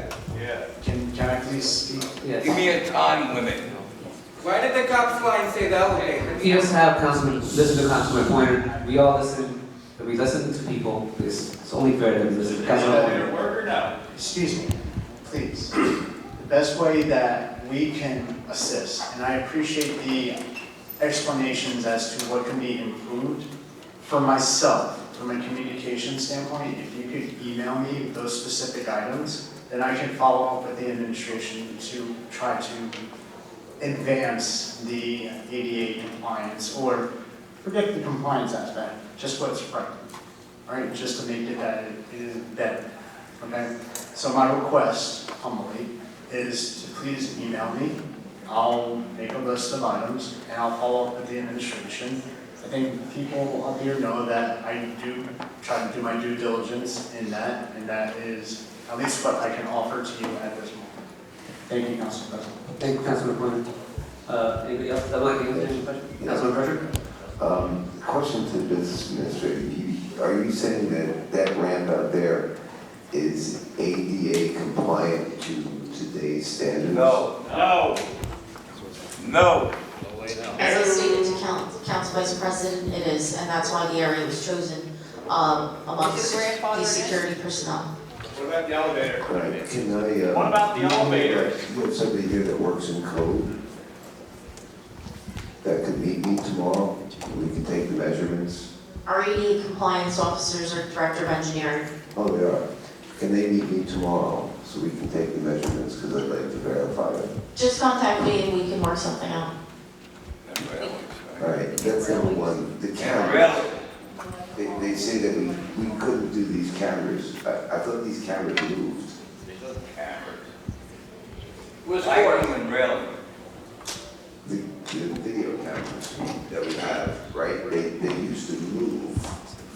So like, if I spoke, the camera would come on me, and then if Zaf spoke, it would go on him.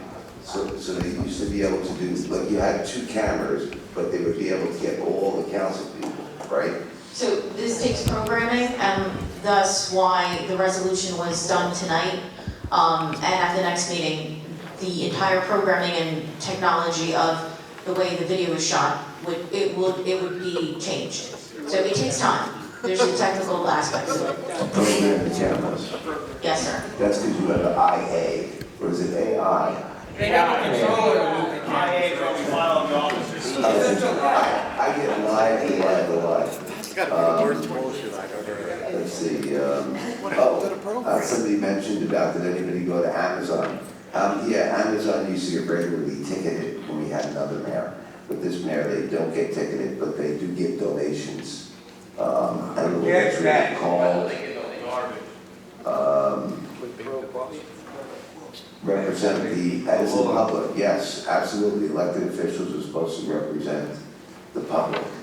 But I always tell everybody that there's two types of elected officials. The ones that believe that they lead and you follow like sheep, and the ones that believe that they serve the public. The public just has to make a wise choice in this 225 election. Over time, off street, and I'm not too sure there. The Zoom meeting, right? We talked about the Zoom meeting and ADA compliance. I believe that we would be sued if anybody did sue. They threatened to sue, but they just don't do it. So can we do the Zoom thing now, or do we do it after the lawsuit, is the question. Oh, Dave. Yeah, sure. What do you say the Zoom thing? Having a Zoom meeting? Is that what you're asking? Right, people have requested because of disabilities that we do Zoom meetings. And what I've learned in New York City, right, which is actually, New York City is really great for disabled people. Unlike New Jersey, we're kind of like, Babylon time. No, because they actually take it serious. All their compliance, there are regulations. Welcome back. But here's where it goes. The judge has always found that it had to be a reasonable request. So to say that to do a Zoom meeting for people that had disabilities, well, you could always say we didn't have the technology, we didn't know, and that would have been a valid argument. But since COVID happened, and we had the ability to switch and do this, it is now, well, I think they win in court. And I said this, you weren't here, it was Mike, when I said it to Sonia, I said, you guys should look into this before we get sued. And this was a couple months ago, probably, and no one's done it. So what I'm saying is, do we make those accommodations, which are reasonable accommodations to people that have disabilities, or do we wait for them to sue us? I'm good either way, but like I said at that meeting, I'm going to ask Sonia and your firm, like, hey guys, we paid you to make sure this worked. Why didn't you do that? I'll say unequivocally, if a lawsuit was brought into the ADA for Zoom meetings, I believe we would be victorious as a township. That there's not a legal obligation to Zoom under ADA. We do have, as we said, we are ADA compliant, there's accessibility to the building. If you want Zoomings, that's a decision of this body. No, I just believe that a jury would find in their favor, being that it's a simple accommodation to people that don't have access. I would respectfully disagree, but I understand your position on it, but I would be hard pressed to see a judge and or jury finding ADA violations for not having Zoom. Right, I'm just putting everybody on notice, you know, like we closed on the Glendale property and the other litigations that we have. Sure. So there's a record of it, that's just what I'm Understood. I actually made a complaint against another town who didn't have any. Mayor, out of order. What is the name of the attorney? What is the name of this attorney? You're out of order. Michello. I need to make memes. All right, any other questions? Anybody else?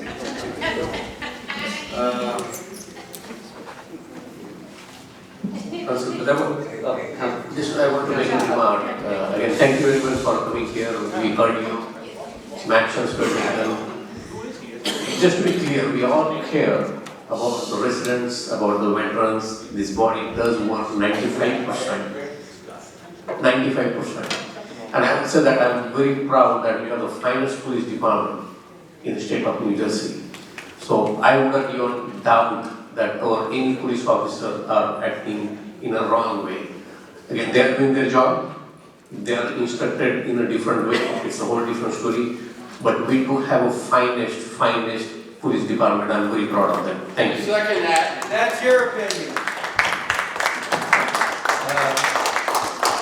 So a couple of questions that we missed for Joseph. The expo center, do they have to be handicap compliant, or are they grandfathered in? How does that? I can't answer the question. I don't know what the specific question was. There was a statement, so if they can email me what exactly is the issue. May I say something? Unfortunately, no conversations back and forth, sorry. Moving on to the camera angles and the running of the next meeting, which we have that up and running by next meeting? Yes, Council. Thank you. There was a street signing delay for Zimmerman for 3 weeks. Is So that? there is no delay. The time has lapsed. Our last event was at the Veterans event that happened this past November. So we'll take applications, certainly, but it'll be for next year. Okay. So, but you guys respond back that you got the applications and whatnot? I will check with our office. Yes, okay. And just let them know that it's going to be next year or whatever time. We'll acknowledge, make sure we acknowledge receipt. Thank you. Okay. And the last of all, I do want to thank everybody that came out here. And maybe it was a rough lesson that I learned. I think the main thing I learned is the unintended consequences. I believe I do want it better decorum, but you guys conduct yourself pretty well. You know, you guys all changed right after. Some people talk outside of when someone was talking, which was not very nice, but to the most part, you guys were very well Monday and now. And I have learned that, yes, I am okay listening to anything that is being said. What I would like is something that my kids can participate in, and that is something maybe I should give up hope on at this point. Because there is certain conversations, you know, I guess people want to bring it up, and that is fine, they can. But what I do want to say is that a lot of these accusations are accusations, and we are not a criminal court. Until something is done criminally, something's found out criminally, look, the day something is proven in the court of law, I'm pretty sure everyone sitting here will condemn those acts, because we all are disgusted by it. The rape is not something that is light. That it's a very heinous crime that stays with you and it creates PTSD. And there's so many other issues, and I completely understand, and I wouldn't want anybody to be a victim of it. It's been covered up. But at the end of the day, this is not a criminal court. We do not prove anything. We are a legislative body for a township that serves the people. And again, when I say people, there are 100,000 souls in this town. And when 100,000 souls were asked for something, You have to understand, even when my kids ask for the same toy, I have to make a decision. I have to say, hey, you can have it and you cannot. There are decisions to be made, and that is what this body does. We don't get it always right. We are humans. We make errors. And the only thing we can do is ask for forgiveness and maybe move forward and learn those lessons. And again, I thank you all. I know you guys came from far away, Texas. I'm amazed that you came from Texas. I truly appreciate it. But yes, I thank you all. I've been taught a lesson, and this will stay with me for life. I promise you. And all of the faces here will stay with me for life. Thank you very much. I'll take the motion to adjourn. He never apologized. Motion to adjourn. May I have a second? This motion by Council Vice President, second by Councilman Saab. See how clear this guy is? You got the ball. This meeting stands adjourned at 10:55 a.m.